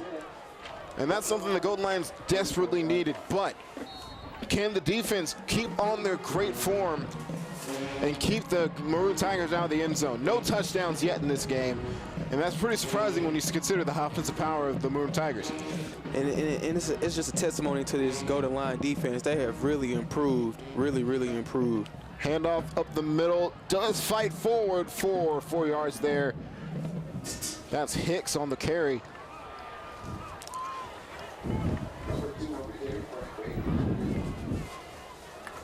Actually, no, it's Frank Baby Jr. But now they're going to line right back up in the hurry up already. Ricky Knuckles to the outside. Fake the handoff now to Ricky Knuckles on the screen play. Does break a tackle, maybe 2, but doesn't get much further. And it's going to be third down and medium. Morehouse came out of the second half, really moving fast. They're in a really fast, no huddle, hurry up offense this time around. They're not huddling at all, looking over to the sideline, getting the plays in. It kind of attests to the new speed of the college football game, don't you think, Jason? Yes, correct. All right, but Morehouse now. 3rd and 5. Maybe even 6 from the pistol. Motion man, that's Ricky Knuckles again. Fakes the handoff now. Steven Taylor fires up the middle of the field. It's intercepted by number 1. Nope. Oh, it's actually not intercepted. It was incomplete. Almost, though. Dave White Jr. on the play. Man, it looked really close there. Really close. Great. Great hands there. Great awareness to see where the ball was coming from and to stop it.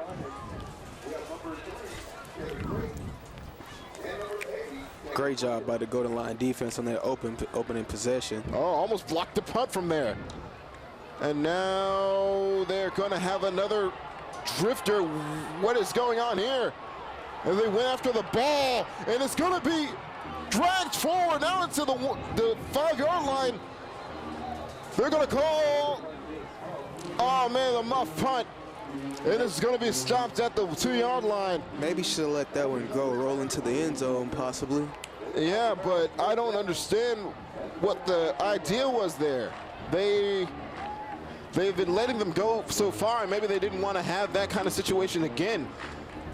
I mean, because every punt has had that weird forward spin to it. Correct. Firing forward into enemy territory, but now it's actually paid off for him as the punt was muffed, and they're going to start again at the 10-yard line. Couldn't catch a break. Hand up off the middle. It's going to be stuffed at the line there. Only a gain of a couple. Wow, muff punt situation. This is a terrible situation if you're the defense, because you were so excited. You got a 3 and out. Everything was going well, and then that happens. Yeah, that's what you don't want to happen. Like we stated at the beginning of the game, you don't want to tire out your defense, especially when they're playing well. You want to give those guys a rest every chance they get. Now at the 8-yard line, 2nd and goal. 2 receivers left, but no one on the right. Now motion man here. Who is this? Now sprint out pass. They're going to flood one side of the field. Overthrown the check down man there. 3rd and 8 now. Now here's an interesting statistic for you, Jason.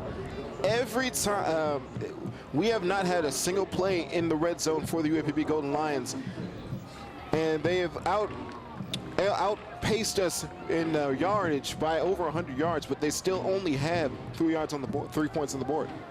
And maybe that's just, like I said, testimony to early season jitters. It's still the first game. Maybe they're still working out some wrinkles in the offense. Kevin Taylor faking the handoff, fires over the middle in the slant, and that's gonna be ruled a touchdown, Maroon Tigers. Number 5, Amir Smith on the catch for the Maroon Tigers on a slant route.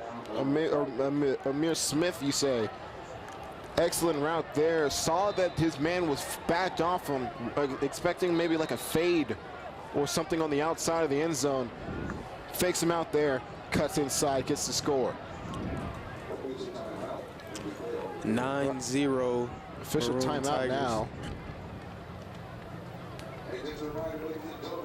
Have a Maroon Tiger laying down on the field. Looks like possible cramps. See everyone stretching them out.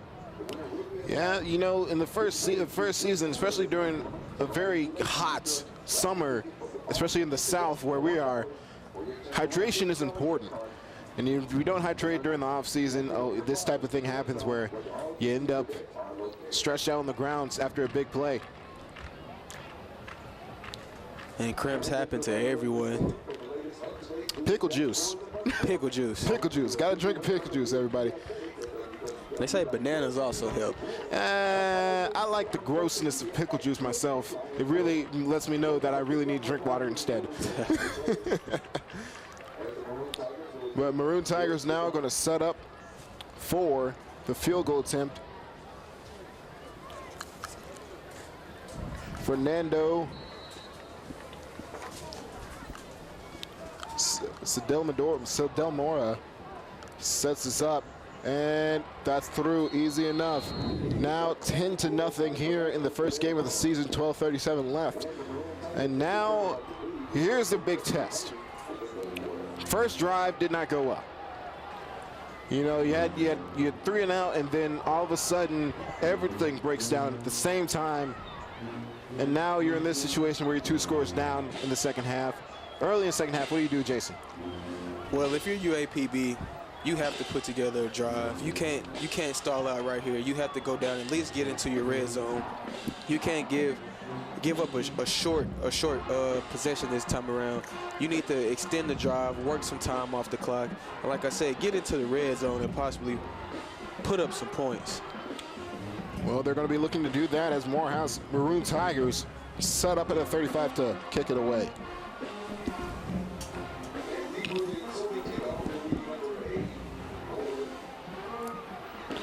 Number 80, Colbert, looking to receive this kickoff as it is away.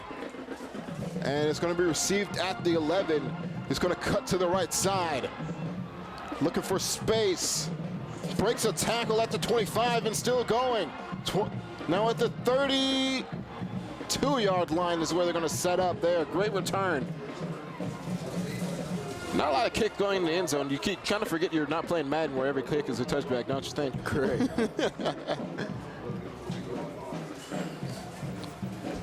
You know, a lot of teams can make the mistake of not putting their kickers under the squat rack as well. It's very important, you know, quadricep training. Anyway, UAPB Golden Lions setting up at the 32-yard line, looking to create some momentum for their side and maybe get some points on the board. Pistol form.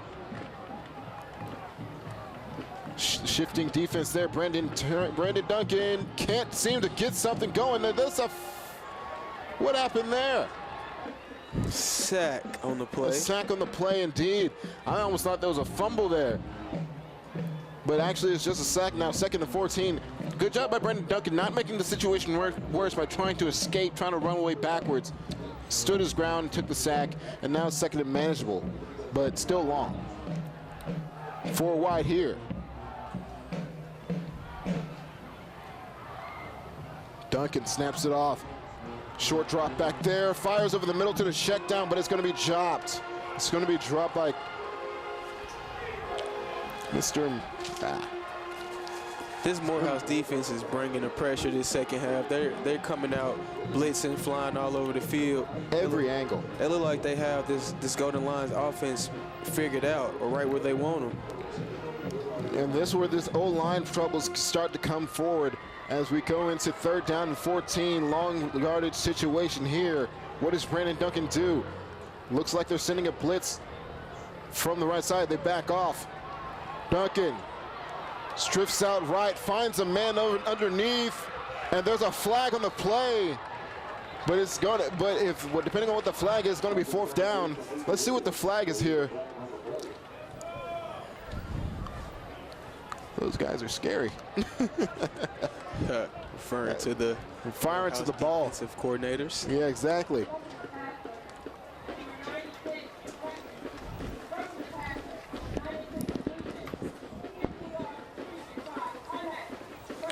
Automatic 1st down. What a break caught by the UAPB Golden Lions as roughing the passer is called on the play.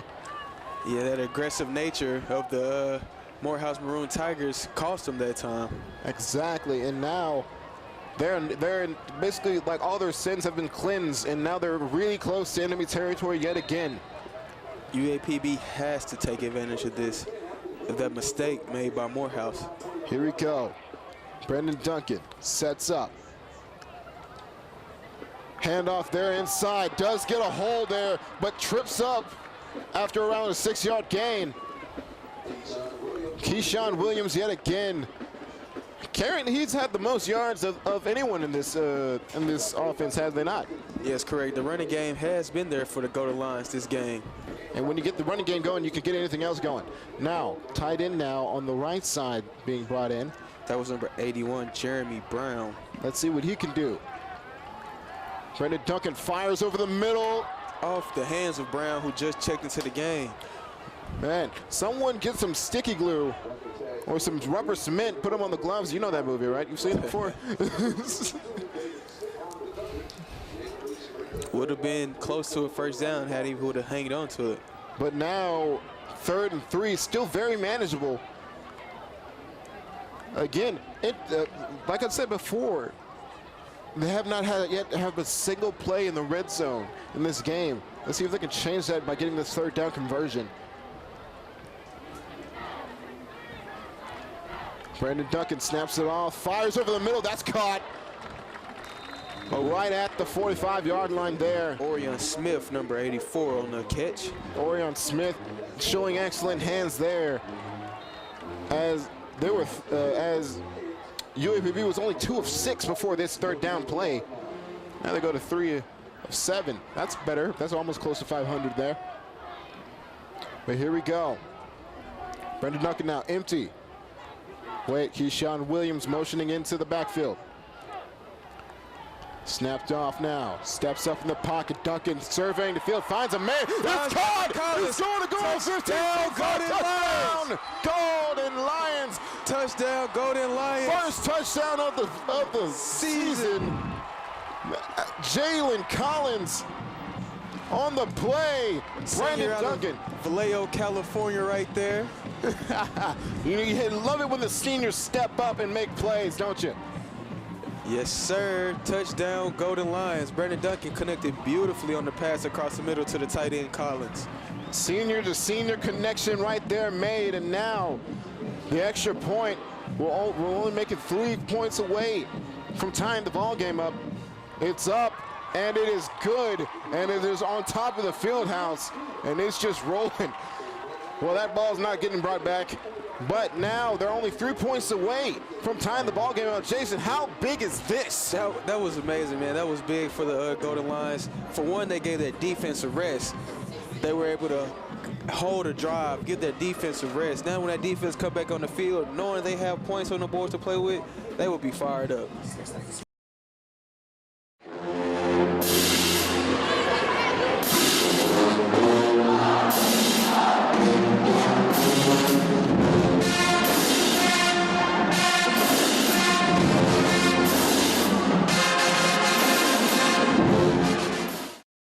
This crowd is absolutely on fire right now. The Golden Lions faithful.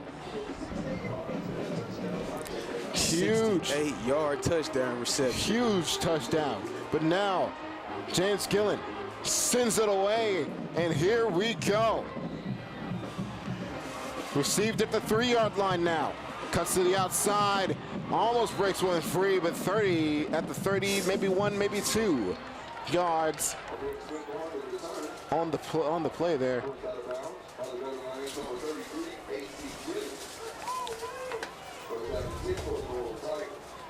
Maroon Tigers now have a lot of pressure on them right now as they come on.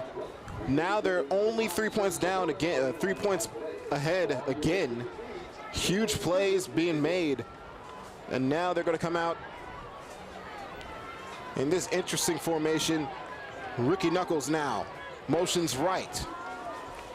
Kevin Taylor hands it out on the sweep. Stuffed at the line, but he's still fighting forward. Host of gang of lines right there for the tackle. That's that would be like a pride of lines, or maybe like. Right.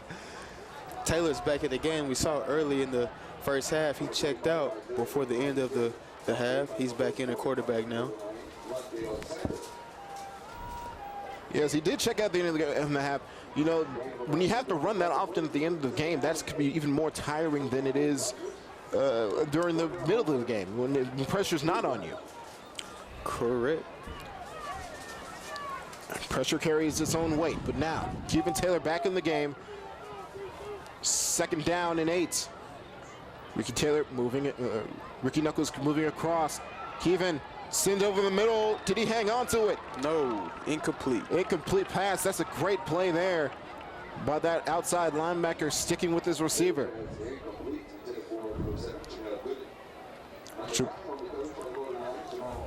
Jamal Odom.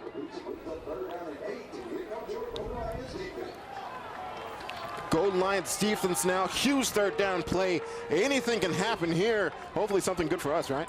Hopefully. Let's watch it. I believe they'll make a stop right here.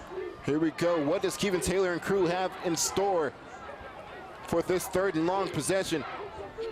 Keep out on that tight end. Motion again, Ricky Knuckles. Oh, but whistle blown. What's this? Flag on the play now. Let's see what this call is. An offensive penalty is almost heartbreaking at this point for the Maroon Tigers.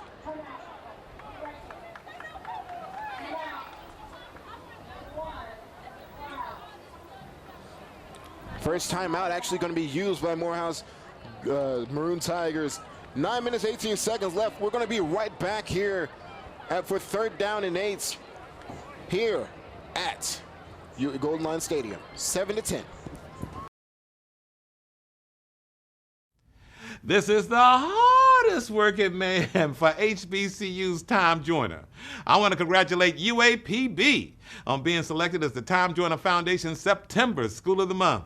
Alumni, your support is needed at your alma mater.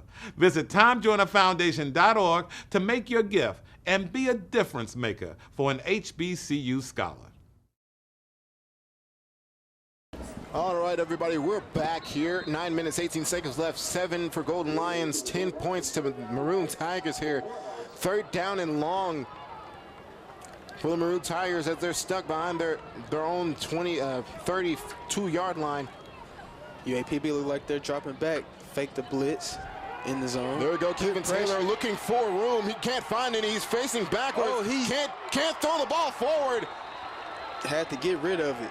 Good pressure by the Golden Lions defense. Great pressure there. There was a receiver in the vicinity, so it was not a intentional grounding, but now it looks like he's hurt on the play. Getting up slowly.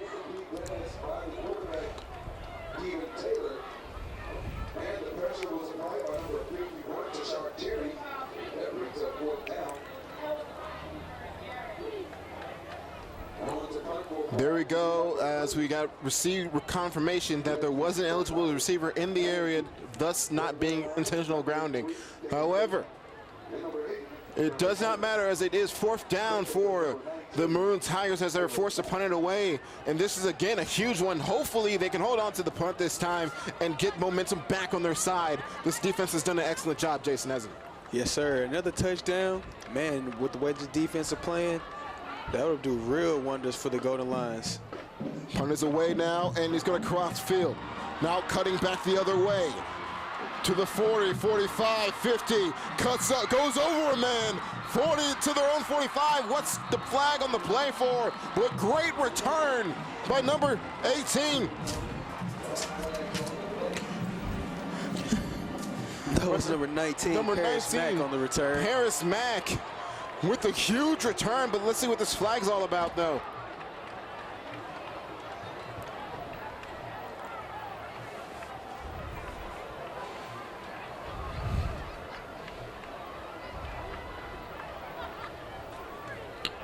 Golden Lions coach is not looking very happy there. Here's a call on the field.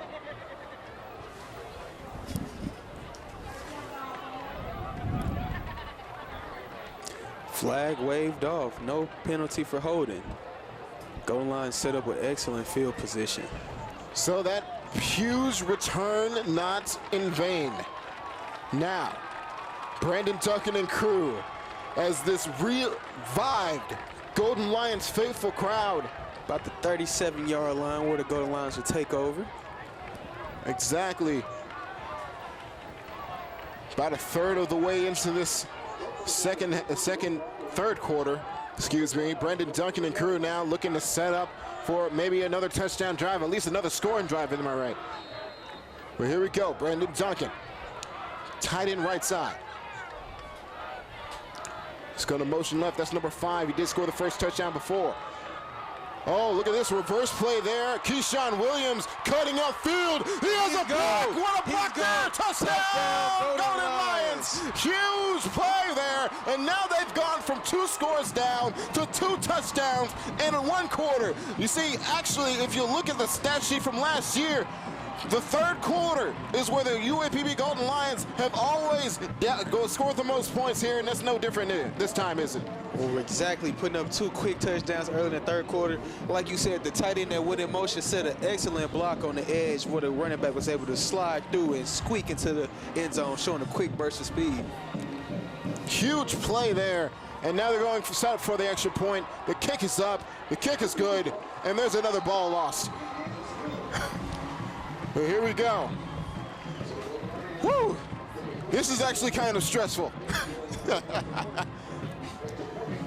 As the UAPB Golden Lions set up yet again on defense, who has done excellent this second half, but did a good job in the first half. They had all this, help me out here. They've had all this time of possession against them, and they still stand strong. Well, I guess that just goes to show what type of offense we'll have this season. We'll have a quick strike offense this season. Big plays and quick drives. Exactly. And the really ground-stopping oriented defense here, they have not been able to get a single step on the ground on actual running plays that were meant to be running plays. Correct.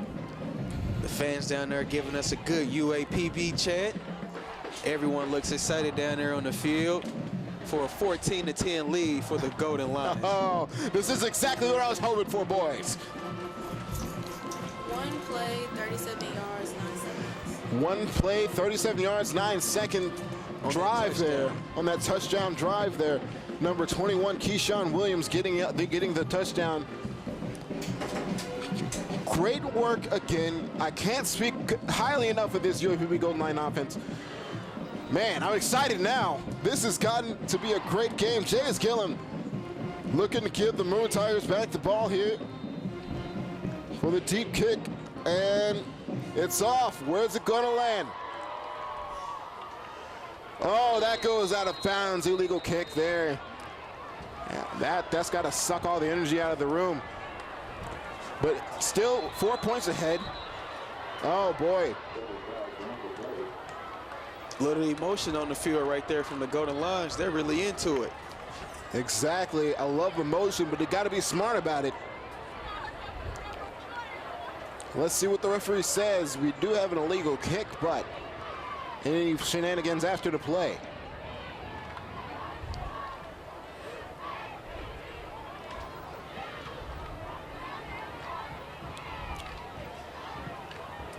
.8:43 remaining here in the third quarter as we wait on a call from the officials. As we wait, hopefully no kind of suspensions here. We don't need any of that going into this very pivotal season in the Golden Lions' future.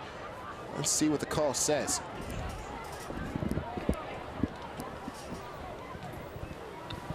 Referee is delegating here. Here we go.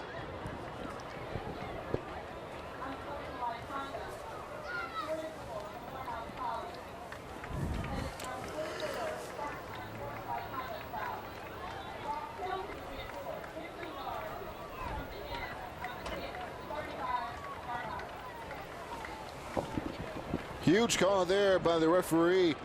It's going to be unsportsmanlike conduct on number 22. That is David Smith, who's been a real mainstay on this defense. Now, to remind the audience, what is the unsportsmanlike conduct rule?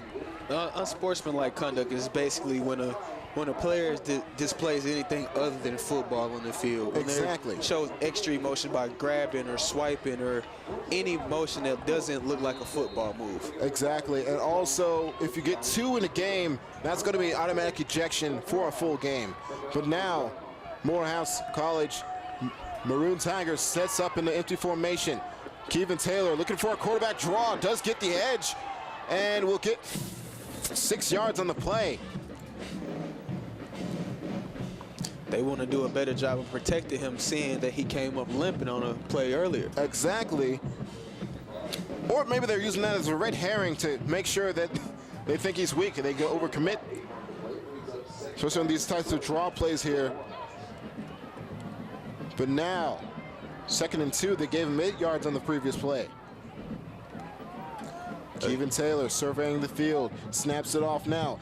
Short drop, that's going to be a screen pass, but is immediately met behind the line of scrimmage. That's going to be a loss of 2 yards. Brings up 3rd and 5. 3rd down and 5 yards. This defense has done great work here in stopping plays before they can get started. Sorry, I paused there. The scoreboard had a little bit of straightness going on to it, but it's indeed going to be 3rd down and 3. Again with the empty set. Interesting formation choices by these coaches. As set up here, fired over the middle, but incomplete. No flag on the play, another 4th down, and they're going to punt the ball away. They're going to send the punting unit out.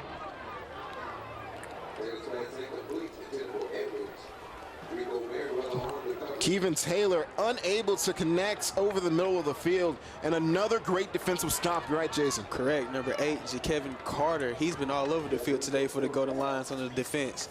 He was right there stopping the offensive player from making the catch. Yeah, I watched a lot of him play during the scrimmage, and he did an excellent job of just ripping the ball out of the receiver's hands every time he has it. Like he displayed right there. Exactly. Punt is away, rugby punt right. And it's going to be fair caught. No muff this time. It's going to be set up at the 31-yard line of the Golden Lions side of the field. 7 minutes, 14 seconds left. 14-10 Golden Lions ahead. And you know, other than getting the ball, like you mentioned, on a muff punt at their 3-yard line, Morehouse really hasn't had put together a pure scoring drive. Exactly. They got the ball on the 3-yard line and were able to punch it in due to a turnover by the Golden Lions. But other than that, they haven't put together a touchdown scoring drive so far. Just like we were saying with the Golden Lions offense before, every time they've gotten a little bit of momentum going, it's been shut down by this excellent defense, and this happened again. But now Golden Lions on offense now from the 32-yard line. 1st and 10. Man in motion. 2 men in the backfield now. Brendan Duncan now adjusting the play. Checks with the coaches, looks over there, gets the call. Brendan Duncan, again, 2 men in the backfield. Sets up now, everyone spreads, hook route there, caught, and almost, if he could have kept his balance there, could have gotten a lot more, but it's going to be close to a 1st down, 9-yard gain. That was Paris Mack on the reception. Paris Mack had a touchdown earlier today, didn't he not? They gave him a 1st down on the play. They actually did give him a 1st down. That's nice. Quite nice of them. There's been some interesting spots all day today, so it's good to see one go our way, huh? Correct. But now, Brendan Duncan now sets up at the 42-yard line now. 33 in motion to the backfield. Duncan, hands off now. Keyshawn Williams breaks a tackle in the backfield, fights his way upfield, gets 3 yards where there could have definitely been none. Great way to get some positive yardage out of that play after he was initially hitting the backfield. Keyshawn Williams, a lot of power in those legs, and he's showing it off quite a bit this first game. A lot of promise going into this season. Brendan Duncan in the empty set now, tight end right side. To right side there, caught, bobbled. Oh, it's given away. Number 24 lurking on the play, but now he could be going towards the touchdown. No, 40 yards to the 40-yard line. Wow, that was the most unlucky play I've ever seen in my life. Yeah, Orion Smith dropped it. He had it right in his hands, and it bounced out, and the defender was able to pick it off. Bad break for the Golden Lions. That would have put us in great field position with that catch. But there is a flag on the field. Let's see what that's all about.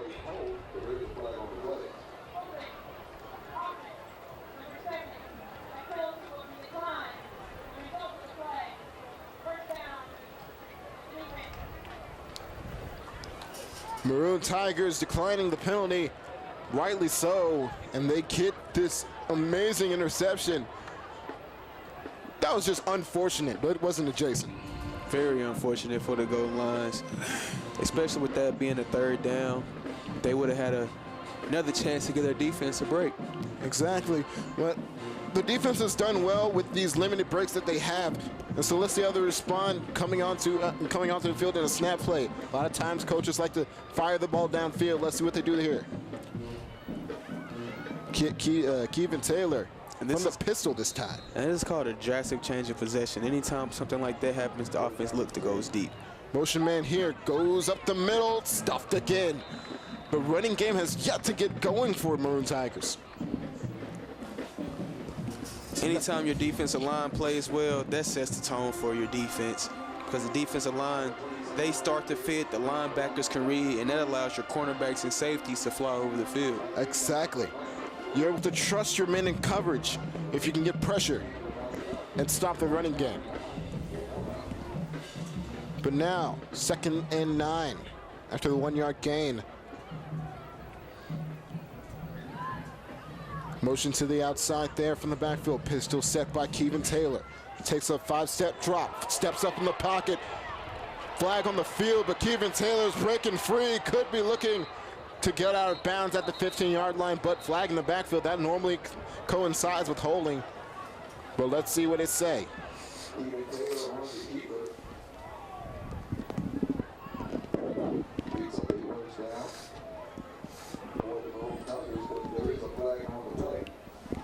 Flag on the play there. We're marching backwards.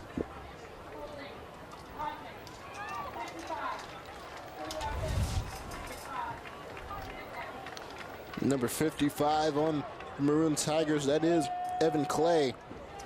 Evan Clay with the holding call. You see, I gotta say, offensive line is really one of the toughest jobs because no one really recognizes you unless you mess up. So, that's what Coach always said. When I was playing in middle school, at least. But now, second down and 19 instead of 9. Kevin Taylor from the pistol look again. Defense backs off. Kevin Taylor steps up, fires, right side, broken up there. Great play. But number 32, 22. Pass intended for number 7, Tremel Gooden right there. Great defense by the cornerback, number 38. Number 38 there on the play. Nicholas Woodfork on the defense. Nicholas Woodfork has been all over the field. It's almost been shut down on his side of the field there. Third down and 17. Boy, oh boy, you might want to think about forcing it at this point in the game, don't you? As Kevin Taylor sets up in the empty formation. Fake motion there. Kevin Taylor pressured, fired over the middle, but still kept short of the first down marker. Blake Hunter came up from the free safety position on the tackle. Great tackle there by Blake. Great open field tackle. As that saves him from another weird third down position. A third down given up that they should not have had. But they were able to keep him away from the first down, and let's see what they're thinking about doing now. They have gone for it in this situation before. And it looks like they're going for it again. They're huddling up. Oh boy, oh boy. This is the first huddle I've seen them get into this game. It's usually been no huddle. All huddle, all tempo, no huddle. But now they want to make sure they have the play right. Motion snapped off. Kevin Taylor pressured in the backfield. Over the head of the tight end. And on the hands of the man lurking behind him. Incomplete. Turnover on downs for the Golden Lions as they're going to take the field again with the 4-point lead, 14-10, with only 3 minutes and 41 seconds left in the third quarter. Huge defensive stop there by Golden Lions, hasn't it? Huge defensive stop, man. I can't stress enough how important it is for the defense to not give up points after a turnover by the offense. And that's the second time. Well, actually, yes, it's 2 out of 3, I say, out of turnovers that have gone nowhere for the Maroon Tigers. And that is very, very fortunate for the Golden Lions and testament to their skill on defense. But now Brendan Duncan setting up for the offense here. Motion to the backfield again. Duncan hands it off to Keyshawn Williams, and he's going to get 3 yards out of there. It's never first contact that brings him down, is it, Jason? Never. That guy has a motor. He keeps his feet moving like any great running back would do. Exactly. You almost expect to see that out of a Sunday playing running back than a Saturday playing running back. Yeah. Correct. A little bit of beast mode in all of us here. Keyshawn Williams, but now Brendan Duncan sets up again, snaps it off. Speed option there, but now look at the wheels on Brendan Duncan as he gets through. Oh, wait, actually, that was Keyshawn Williams. Excuse me. Huge play there by Keyshawn. You saw the speed as he got to the edge there? He turned the corner and got north and south real fast. Yeah, you always want to go north and south, not east and west. It was about 10 yards before he was touched. Exactly. I wouldn't want to get in that man's way, would you? No, sir. Oh, boy. Brendan Duncan again. 3 receivers left. Lone receiver right. Snaps it off, looks for the screen play. Keyshawn Williams again, busy this drive as he's going to shift to the inside. Oh, man, 1 man to beat. Cuts up field, but another flag on the play after a big 20-yard gain by Keyshawn Williams. Another flag on the play. Please don't be holding. That's all I ask. The crowd kind of frozen in anticipation. The crowd is enjoying this game. They are, but they really don't want a holding penalty at this point in the game. Let's see what the referees say there as they deliberate and delegate. I've used a lot of words to describe this situation, but anyway. Let's wait on the call. Indeed. Very excited child out there, isn't it?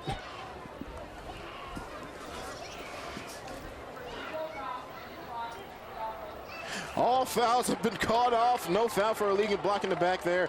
Beautiful plays all around. And it's still a first down for the Golden Lions as they hurry back to the line, not letting anything stop them on their way to the red zone. And again, they have not yet, they've had to have a single play in the red zone this game. All the plays have been coming from 25 yards and out. Let's see how they do this time. Pistol formation there, one receiver each side. Shifts over to the right side of the quarterback. This Keyshawn, that's not Keyshawn. Either way, fired out to the left side, to the right side. Caught at the right hash by number 84, Orion Smith. That's going to be a 5 to 7 yard gain.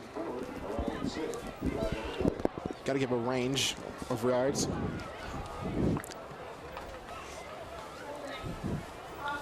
They called a holding that time on the Golden Lions. Oh, that's something.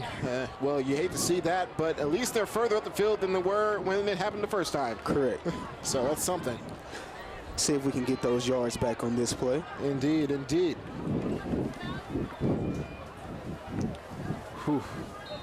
This is a huge opportunity for the Golden Lions. You hate to see it squandered with penalties, especially needless ones like holding.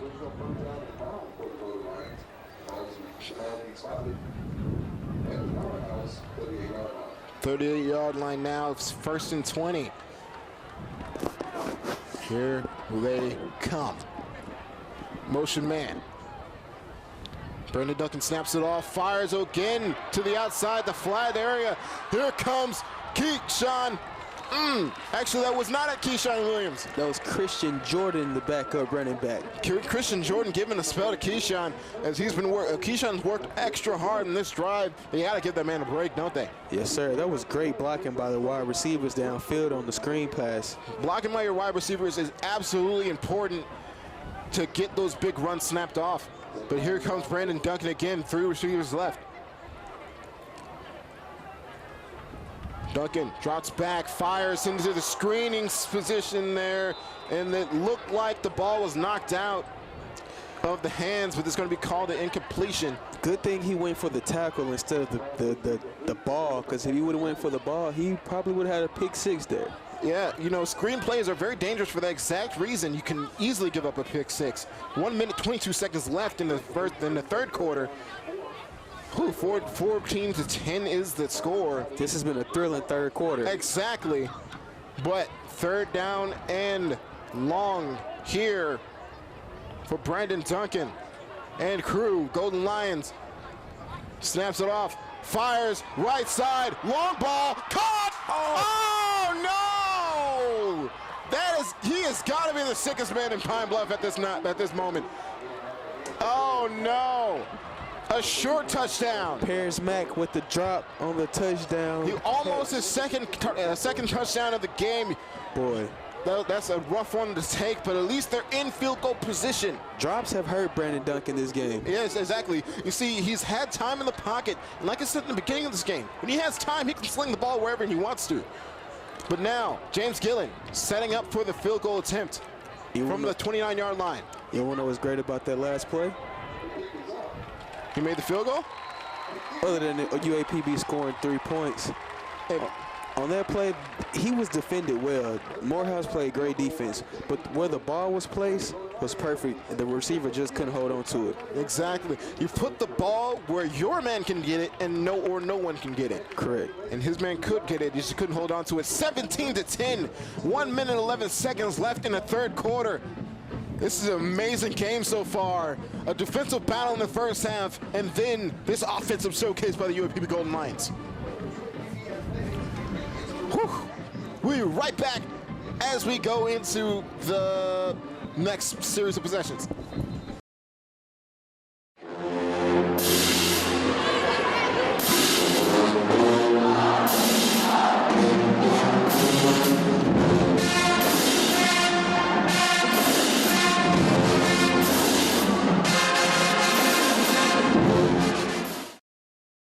We're back here at Golden Lions Stadium at the last scoring drive, 7 plays. All right, 7 plays, 2 minutes, 38 seconds for 3 points there. Now James Gillen kicks it away there, and wow, this is a deep one. all the way into the end zone. He's going to take a knee just before getting out there. And Golden Lions not giving him any room to breathe. Yeah, you're not safe back there, buddy. That's the message they want to send. You're not safe anywhere on the field of lines. Exactly. Hopefully you don't get any real lions out there. Then that causes some legal problems, I guess, for us. Air Bud played football. You know, that is true. That is more true than I'd like to confirm. But anyway, moving right along. Golden Lions defense done an excellent job this entire game of holding Morehouse to 10 points. Matter of fact, I'd say they held them to 3 points because the first time they only got the touchdown because of a must punt. But let's see what they do here. Pistol set. Keegan Taylor skips the ball. Underthrown. You wonder if fatigue has gotten to Taylor as he's had to run a lot this game. Which is a sign that the UAPB defense is getting pressure. They are getting pressure after that quarterback. You see, and the hurried throw could mean that they're in his head. Correct. But now, Golden Lions set up for 2nd and 10 on defense. Maroon Tigers back in the pistol set. Snapped off, fake throw, handed off.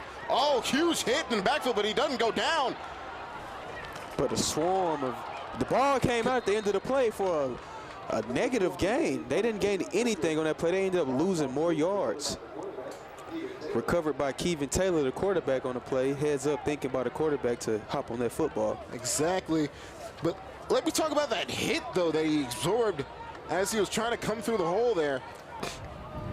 Absolutely insane, but he was able to keep his balance, stay on his feet. Wow. You gotta admire the toughness of these players.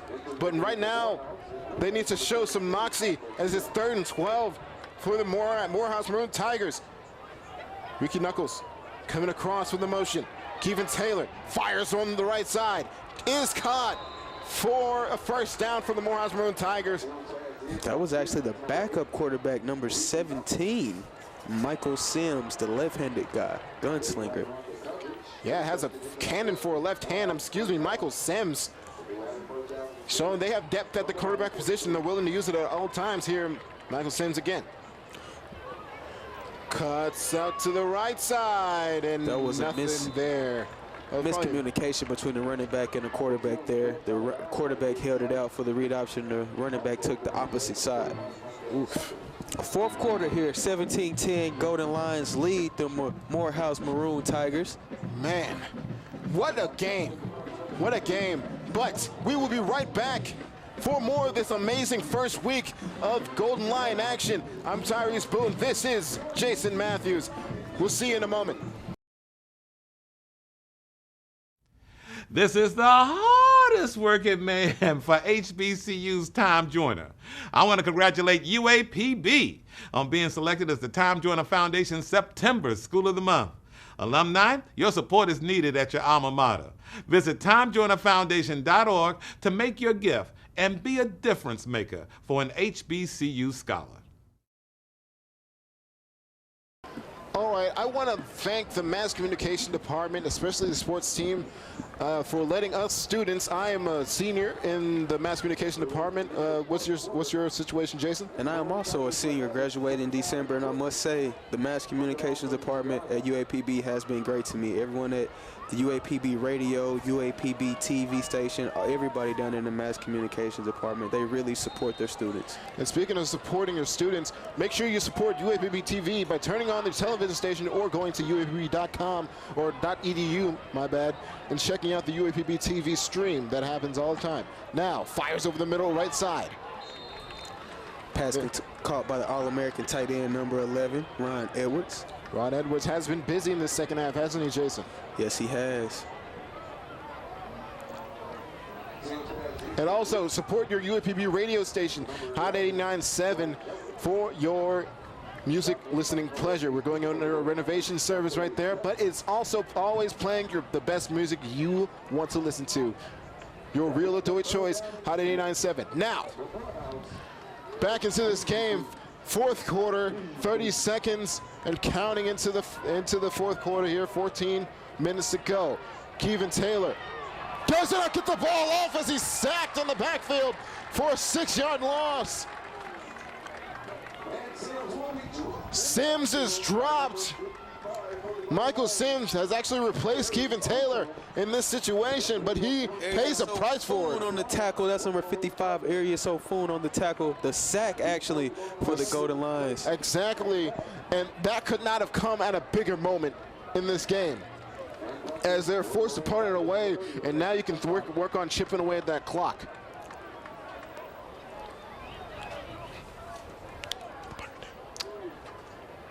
Rugby punt to the right side. Fair catch, not muffed, perfect. Good field position. And now do you work on chipping away the clock, or do you want another score to get a little more ahead? You want to at least make this a 2-possession game. You don't want to give Morehouse enough time to score and tie the game up. What you want to do is at least get 3 or sustain a drive long enough where you eat off about 6 minutes off the clock. Yeah, actually, one of the possessions, the only scoring possession in the first half was 6 minutes by Morehouse Maroon Tigers. So let's see if we can get some monkey see, monkey do out here by the UAP Golden Lions. Brandon Duncan sets up in the shotgun. 2 receivers right. Oh, sees something in the defense, adjusts the call. Brandon Duncan fakes the handoff, looks for, no way, he did hand it off for about a 5-yard gain. Faking me all the way out, man. These play action plays, I'm glad I'm not on the field anymore, man. I'd be hitting the wrong person all over the place. But now there's a flag on the field. Let's see what this is all about.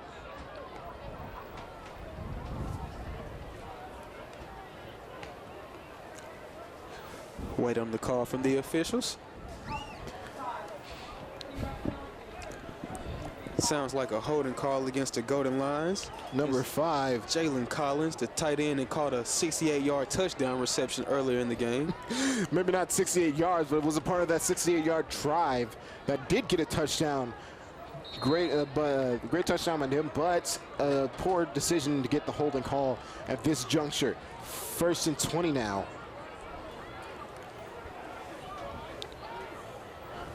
Brandon Duncan in the shotgun, 2 receivers right side. Low Passing snap. play, tries to force his way forward. And you see, that's what I like about Brandon Duncan. He doesn't want to take the sack only. He'll force his way forward to keep the loss of yards to a minimum. Morris Bryant on the stop for the Maroon Tigers as Brandon Duncan gets stopped. It's going to be 2nd and 18 from their own 17-yard line. Brandon Duncan snaps it off. Fires to the flats. Keyshawn Williams. Oh, huge hit there, but he sheds it. But nothing after that. Gang of Maroon Tigers there, and it's going to be a 3rd down and long. 3rd down and about 1.5 miles. Don't you think, Jason? Yep. What do you think would be the play call in this situation? Something conservative. At least get out the shadow of your goalpost. That way you won't have any worries about the punt. Exactly.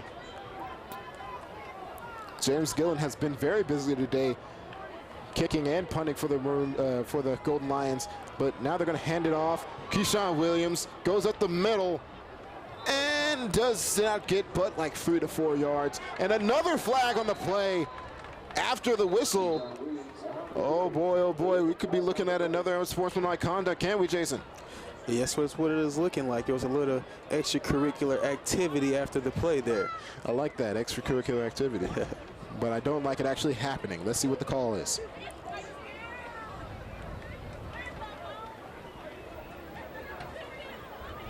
Waiting on the referees to deliberate and find the spot for the ball. That's what seems like is going on here. A little emotions being shown by Morehouse. Penalty may have gone against them. Hopefully, but you never know. As the referees again deliberating. Here we go. They're walking forward, marching the ball down.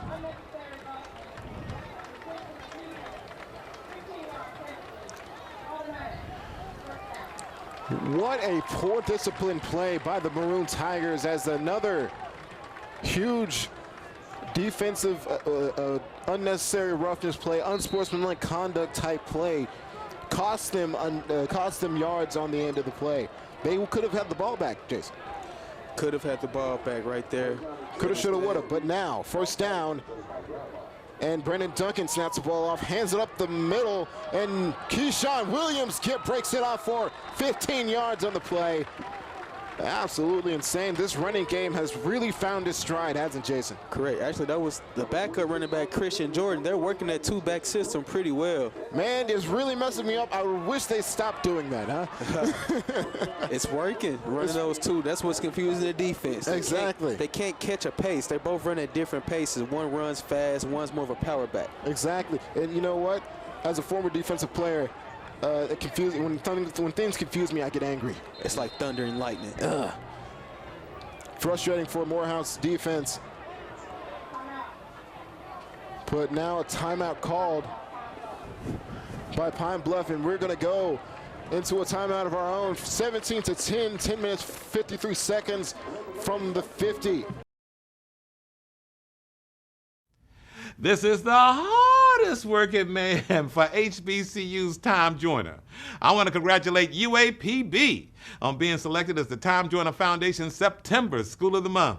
Alumni, your support is needed at your alma mater. Visit TimeJoinerFoundation.org to make your gift and be a difference maker for an HBCU scholar. And we are back. 10 minutes, 53 seconds of the fourth and final quarter. 17-10 at the 40s, at the 50-yard line exactly. Next week, the Golden Lions travel to Akron, Ohio to play the University of Akron. That game kicks off at 6:30. Long flight, that is. That'll be next Saturday, September 9th. As your Golden Lions travel to Akron, Ohio. Thank you, Jason, for the schedule update. Now motion man to the backfield. Brendan Duncan fakes the throw, but he actually handed it off. I believe that was Collins, I believe. Actually, Jordan. Christian Jordan. Christian Jordan. I will get the name right eventually. Christian Jordan on the play. Gets about 3 to 2 yards. Here comes your guy, Keyshawn Williams, checking back in. That's my guy. Oh, no. Sorry, we did not recognize the flags on the play, but it's going to be a holding call against UAPB Golden Lions. A lot of those coming in the second half. Is that concerning, Jason? Well, yeah, and just let you know that, for one, your offensive line is being aggressive. They're not folding with little time left on the clock. They're ready to wrap this thing up. But also they have to be aware and still remain disciplined. You see, they never really call the holding and if your arms aren't on the inside. A lot of those arms are floating outwards. That's what's causing those plays. But now, Brandon Duncan sets up for 1st and 20. Oh, looking at the screen. No, they're going to hand the ball up the middle, and not a lot of yardage there. That's going to be about 4 to 5 yards on the play. And once again, we'd like to give a quick nod to our mass communications department. Yes. Everybody there. Randy Kelley, Tim Scott, Mr. Finley Hill, everyone in the UAPB Mass Communications Department. I hate to correct you, but it's actually Tim Stubbs. I hate that's my boy right there. You got to get his name right, man. I say as I get most of these guys' names wrong, but here Brandon Duncan steps up into the pocket, fires to the flat, does have a man, does get 5, 6. Oh boy, what a hit there. As the ball came loose. Did the ball come loose? Yes, it did. And this is going to knock this Golden Lions crew backwards from where the tackle was even made. And now it's going to be 3rd down and 14 on the play. Hadn't really gotten back to the original line of scrimmage, had they, Dacian? Not yet. Those penalties really set them back. It's not an easy job here, dealing with penalties. And this late in the game with teammates tired, everyone's trusting each other. But now 2 backs in the backfield now for Brandon Duncan. Forced the man off the line, but Brandon Duncan now chased down. That's going to be a sack. Going to be a loss of 7 yards, roundabout. Either way, it's going to be a 4th down in their own territory. 17-10 though. UAPB Golden Lions have the lead, but plenty of time left in the fourth quarter for that to change, isn't it, Jason? Yes, correct. Hopefully this Golden Lion defense keeps playing with the same momentum that they had early in the game. Intensity, ferociousness, lion-likeness. It's going to be real key to see who comes back out at quarterback for Morehouse this possession, because they've been playing with both quarterbacks. Punt is away by James Gillen, as it's a long one. It's a really good one. Stops at the 10, comes upfield. They don't really want to tackle this one. Great punt by James Gillen. Last time they had a punt like that, they accidentally let it go in the end zone. Coaches probably got right on top of that and was like, you don't let that thing roll. Punter pinned him inside the 5-yard line. Exactly.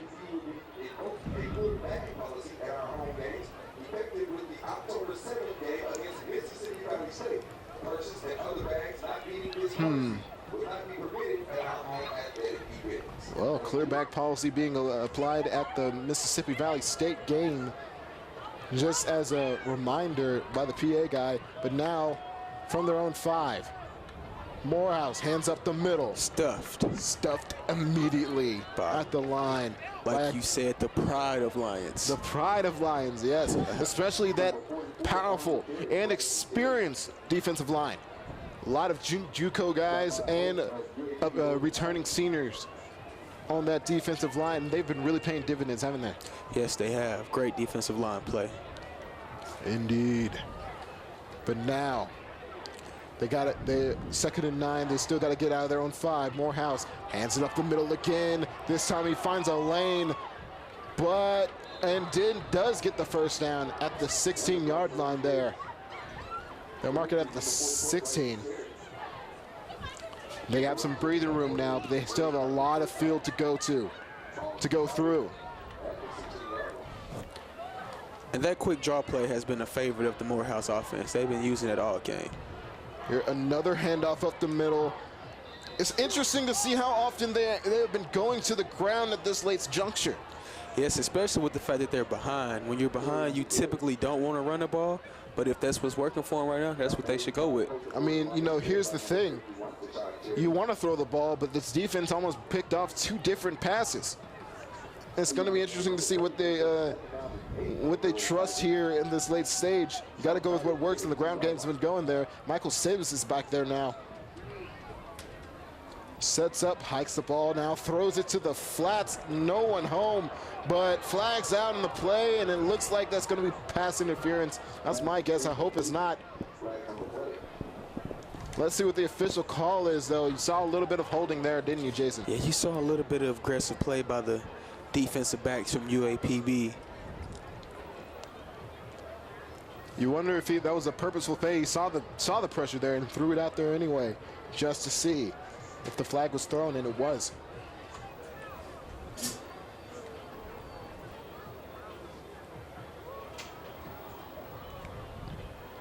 And here's the call.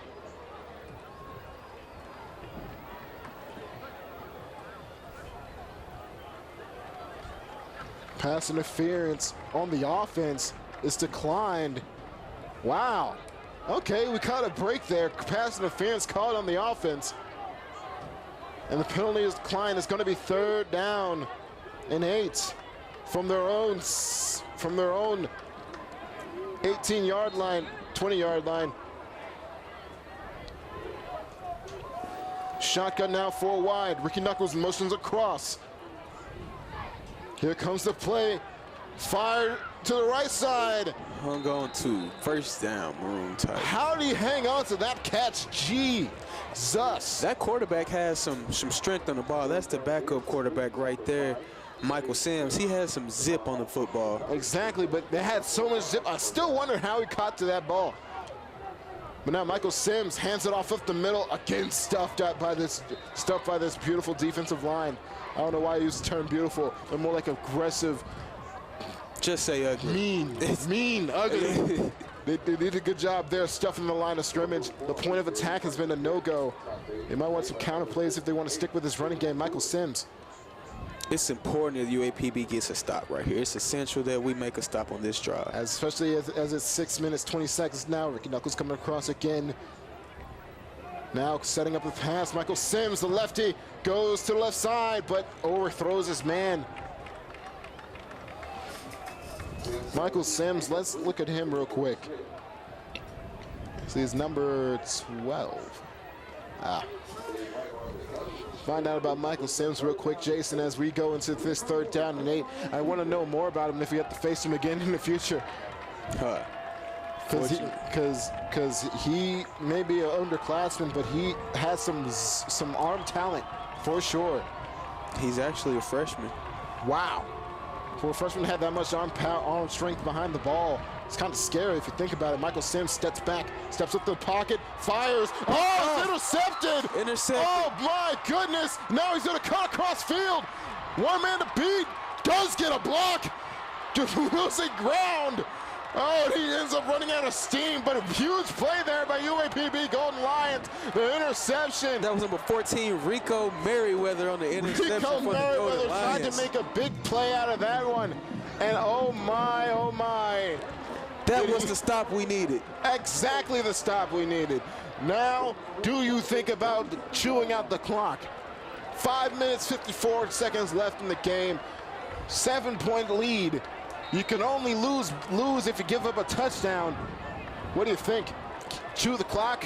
Get the ball out of their field position. Get the ball past the 50. Work towards the red zone. Once you get towards the red zone, then you can focus more on chewing the clock.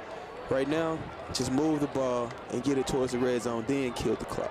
Let's see what they do. Brandon Duncan from the 48-yard line of enemy territory hands it off. Keyshawn Williams cuts upfield, driven backwards, but that's going to be its 1st down after the 12-yard gain. Huge running play after huge running play again and again. Keyshawn Williams, huge player.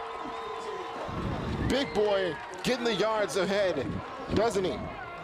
That man is on a mission. If there was any doubt about our running game coming into this season, all questions are answered. We can run the ball. Keyshawn Williams checks out of the game for Jordan. As 2 men backfield, here we go.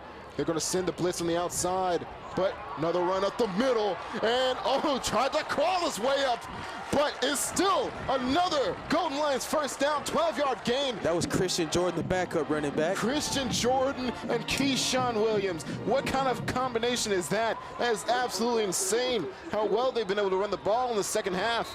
And they're splitting they're technically splitting these carries, man. After one guy goes for a big yard, the next one comes right in and fills in for him. Exactly, get him a little splash of water in his mouth. But now we have a Morehouse College player down on the ground. We'll be right back. 5:05 left in the game. 7-point lead for the Golden Lions. We'll be right back at Golden Lions Stadium. This is the hardest working man for HBCU's Time Joiner. I want to congratulate UAPB on being selected as the Time Joiner Foundation's September School of the Month. Alumni, your support is needed at your alma mater. Visit TimeJoinerFoundation.org to make your gift and be a difference maker for an HBCU scholar. We're back here, 5:05 left in the game. 17-10, close to the red zone is the Golden Lions. But right now, real quick, we're gonna say that you can check this game out on the Golden Lions TV when we stream it on Tuesday. Hey, that's UAPB.edu, and you click the big TV on the top of the screen, but now tried to hand it off again. Not as successful as it was before. But again, that's UAPB.edu. You click the little TV on the upper right-hand corner to see this football game streamed to tape. Also, we have a YouTube channel, UAPB-TV, aka I think it's actually UAPB-TV on YouTube, if you want to check this game out there as well. And also, homecoming is coming a little early this season. as homecoming will be on October 14th. So just be ready for that as it might sneak up and bite you, isn't it, Jason? Hey, yes, sir. Just to reiterate what he said, that's October 14th against Central State University. Brandon Duncan dropping back to pass, fires to the back corner. Oh, boy. They say I don't know. Dropped it, but there's a flag on the play. Flag on the play there. Could be on the defense when it's that deep. Pass intended for number 84. That's Orion Smith on the drop. I don't even think I consider it a drop. It was a really close play. Almost caught it at the back of the end zone on that right side. But now the officials are moving the ball closer to the red zone. Ooh, closer to the end zone as it could be. Ball's on the 10-yard line, 1st and goal. After addition to the goal after the 10-yard line. But now on the 10-yard line, a lot of options you can do here. Do you go for the running play, chew out as much clock as possible? I'll keep it on the ground. Running game hasn't let you down so far. Exactly. Why would it let you down now? From the 10-yard line. 2 men in the backfield. Duncan hands it off. Here comes. Oh, big boy, Keyshawn Williams with another. Jordan. Was it Jordan? That was Christian Jordan, number 26. Christian Jordan, number 26, with the UAPB touchdown. Golden Lions. Oh, my goodness. I could not have asked for a better first game in my career. 23-10 at the 4-minute mark, just past the 4-minute mark here. Oh, my goodness. What an excellent game by UAPB. As another touchdown scored, and they're having a hard time getting men to the field here for the extra point. They do end up doing so. And, oh, the miscommunication on the field goal try. And that's going to stop that one, kind of sucked the air out of the room there. But 23-10 is the score. Still a 3-score game. And that score hopefully put it out of reach. It might have silted. 3-score game here at the 3 minutes and 58 seconds. You don't think they can bring it back, but one freak play, anything could change here in the game of football. That's why we love it so much. Ain't that right, Jason? That is correct. But the way this defense has been playing this game, I find it hard for them to let up right now. They got a good cushion, momentum on their side, an offense that's been stalling the whole second half. I look for the defense to seal this game and finish it up. Yes, this was an amazing game to be our first time together, ain't it? Correct. That's all, folks. But here, UAPB Golden Lions looks to kick it off to Morehouse Maroon Tigers. As the sideline looks a little bit dejected on the Tiger side, don't they? They have to keep their head up if they want to try to get back in this game. Correct, they do. What is really hard was to get it battered. UAPB sets up for the kickoff at the 35-yard line. James Gillen been really busy today. That touchdown drive was 4 plays, 47 yards, and only 1 minute and 56 seconds off the clock. But now the kick gathered at the 2-yard line. Past the 20, 25, does cut across the field. Hasn't gone down yet. Now he does at the 28. And a little bit of a pile-on there. But Morehouse helps his man up as now 350. This game has been excellent. Great display of offense and defense by the Golden Lions. Those guys look so motivated and so much better prepared than last season. Exactly. You know, I would venture to say that this second half has been almost a perfect game for the UAPB Golden Lions. It has been. I would like to say, first off, the coaching staff came in prepared. They had a game plan. They knew exactly what they had to do to win, and they came in and did it. Exactly. Shouts out to Monty Coleman and also the new defensive coordinator. I'll get his name in just a moment. But he did get a promotion. The D-line coach did get a promotion to defensive coordinator this offseason, as well as Raymond Bailey showing up for the wide receiving corps, who's done an excellent job in the second half. All additions paying dividends for this Golden Lions team. Exactly, moves being made. Now, Morehouse College, what do you do? Down 3 scores, 3:50 left in the game. They don't have much options left. All they have to do is throw the ball. That's all they can do. Well, they do have a very slingy quarterback in Michael Sims. Slingy, that's the new word that I've invented for myself. You say slingy. Anyway, left hand goes to the left side, off the hands of 2 defenders. As it floats out of bounds here, you might wonder if this might be too much pressure for the freshman. It's a lot of pressure and a lot of work for this freshman to try to mount a comeback of this stature, down 23-10 with 3 minutes and 45 seconds remaining, especially in the fourth quarter on the road. I don't see him adding much more to this comeback. Well, he does have that arm talent, and that's the scary part about it. Wide receiver going into a 3-point stance for a second. Michael Sims looks to cut to the outside, but does not get forward progress as he loses a yard. And I don't know if Kevon Taylor got injured or what, but it might have been that might have scared the Morehouse College coaching staff. You know, when you have your starting quarterback there, and he's done well. You can't say he hasn't. He has done very well this game, but when you watch him get up slowly, you might want to just say, "I forget this game. Let's just let him rest." And this is good experience for the backup. I mean, even though they are a Division II college, they did make a real good showing. Exactly.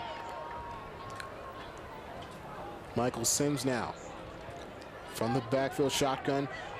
5-step drop. Cannot get the ball off. He's going to be sacked by a pride of Lions there. I always feel proud of myself every time we have to say that. Pride of Lions at the end of that sack on the play, and now 4th down. And you got to give it up to Morehouse. They haven't given up yet. Offense is still on the field. Offense is still on the field. Michael Sims trying to do his best. Maybe he has a little bit left in that arm tank.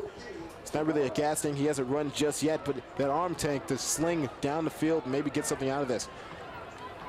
Michael Sims now from an empty set. All receivers going downfield. Fires over the middle. Does not get a catch. Is that interception? Is that Blake Connor? Blake Connor trying to fight his way into the end zone. Thrown down, and oh my goodness, that's going to be unsportsmanlike conduct. Man, Blake Connor. Blake Connor, the dude that is of my Jason's, man, Blake and Connor. oh my, there's a little bit of shoving, a little bit of unsportsmanlike, a little bit of extracurricular activities, as Jason used to call it, on the UAPB sideline. And coaches are absolutely. And I spoke with Blake Connor before the game, and he guaranteed me an interception. And there you go. Always keeping your promises, ain't he? Correct. Oh, boy, oh, boy. This is an amazing game. Well, actually, it also makes up for that one interception that happened earlier, where it was bobbled off a man and into the hands of a defender. Correct. But now let's get the call from the referee. As the referee gets into the bit of the grill of the Morehouse player, delegates with her crew. By the way, female chief of the referees. You don't see that often, don't you? But either way, awaiting the call. 2 minutes, 23 seconds, 23-10 after that interception. And now UAPB gathering at the sideline. You don't see that on your screen, but that's what's happening. Probably congratulating themselves after a well-fought game. Ain't that right, Jason? Who are you rooting for? UAPB. That's right. Absolutely. The fans have got to be proud of their Golden Lions, as they have, like I said, played a perfect game in the second half. Correct. The defense played a near perfect game all game long. And this is the kind of showing you want to start the season with right here, man. Give the fans something to look forward to. Give the players something to really be excited about heading to the rest of the semester. Yes, and speaking of the rest of the semester, I want all the students out there to know to stay in your classes, get your grades up, and get out of this college game. But that's what these players are trying to do. That's what we're all trying to do. Trying to get our degrees and get on to our bigger and better careers. And you can do that by going to career services. It's career services.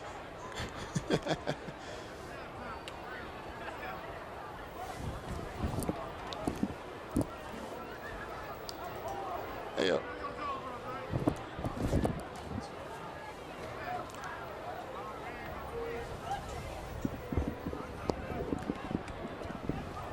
All right, but it looked like unsportsmanlike conduct from the Morehouse College as the interceptor was thrown to the ground as he went out of bounds. That was Blake Connor on the interception from Martmale, Arkansas.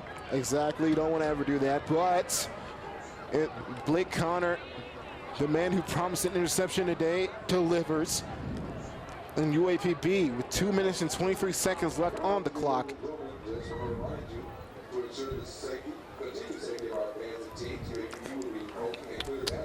Again, the interceptor, Blake Connors, keeping his promise, getting the interception, and also getting some extra yards too by getting thrown down by the Morehouse unsportsmanlike play.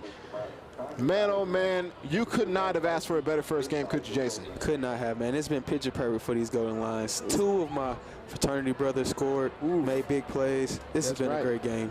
Yeah. I'm excited. I'm excited too. The rest of the season, I just hope goes as well as this game. This defense playing excellently. No points given up in the second half, by the way. Correct. This would be a great confidence booster for the Golden Lions defense. Scratch that. Actually, that was the muff pump thing, but I don't count that. That don't count. But anyway, Brendan Duncan now from the pistol set. Hands it off to Keyshawn Williams. Up the middle. Ooh, close enough. Took a nice hit from the All-American linebacker right there, number 22, David Smith. 4-yard gain there. Almost another touchdown scoring situation. We're in big-time red zone play. And they're in no hurry at all of the Golden Lions. Looking to control the clock as much as possible. Control the clock as much as possible. Once again, we want to remind everyone that homecoming is October 14th this year. Once again, we want to remind everyone that October 14th is the homecoming game against Central Arkansas State. Central State, my bad. Central State University, October 14th. It comes a little bit earlier this year, so don't let it sneak up on you. Be prepared for homecoming. If the game's anywhere near as good as this one, I wouldn't want to miss it. Handoff up the middle, but oh boy, the ball's loose, and now the defense recovers it, and he has a long way to go. But he does have blockers to his left. Can he get there? Tackled down by number 5 at the 5, Jalen Carter. Jalen Collins saved that touchdown. Jalen Collins saved the touchdown right there for the Golden Lions after the fumble was returned nearly the length of the field. Oh no. You see, this is exactly what I was telling you. The moment something complacent is made, like a guarantee in your thought processing, the more lax you are, the more chances that some mistakes like this can happen. And you bet he's gonna not like watching the film room after that one. Oh man, I can only imagine. Coaches are notoriously brutal in the film room. Time is 1 minute 36 seconds left, and now the field position has been flipped completely on its head as Morehouse College is now on the 6-yard line of the UAPB Golden Lions. Exactly. After the fumble recovery, now hands off up the middle, stopped again by this defensive line. Bending but not breaking. Well, actually, they never really even bent in this game. But now they're definitely not going to break here in this pressurizing situation. 122 and counting down. Second down and 10. Second down and goal, my fault. From the 9-yard line. 1 minute approaching fast. Really want to save this timeout, says Morehouse. But now shotgun, 4 wide. Handoff to the outside zone. Nothing. Again, not much on the play. Great work by the defensive line. But now under a minute now, and they're going to call a timeout. Morehouse College. Oh boy. Do or die situation right here. The next home game is going to be Arkansas State University Red Wolves at 6 p.m. at the UAPB Stadium, of course, because that's the home game. That's on September 16th. Crazy. That game is actually in Jonesboro. Jonesboro. Actually, it's in Jonesboro. That game is actually going to be in Jonesboro. Against Arkansas State. The Golden Lions will have to travel up north. That's the next game. My fault. That's the next game, not the next home game. Next game is going to be September 16th. Actually, no, it's not. It's actually the Akron State. This is the next game. Boy, oh boy, there's a lot going on back here. We're just so excited to see the UAPB Golden Lions pick up a huge victory that, you know, everything's just going haywire up here. But the Golden Lions traveling to Akron, Ohio next week, September 9th, Saturday, to play the Akron Zips. And then the following week, September 16th, they will travel to Jonesboro to play the Arkansas State Red Wolves. That's exactly correct, Jason. Thank you. What would I do up here without you? Now then.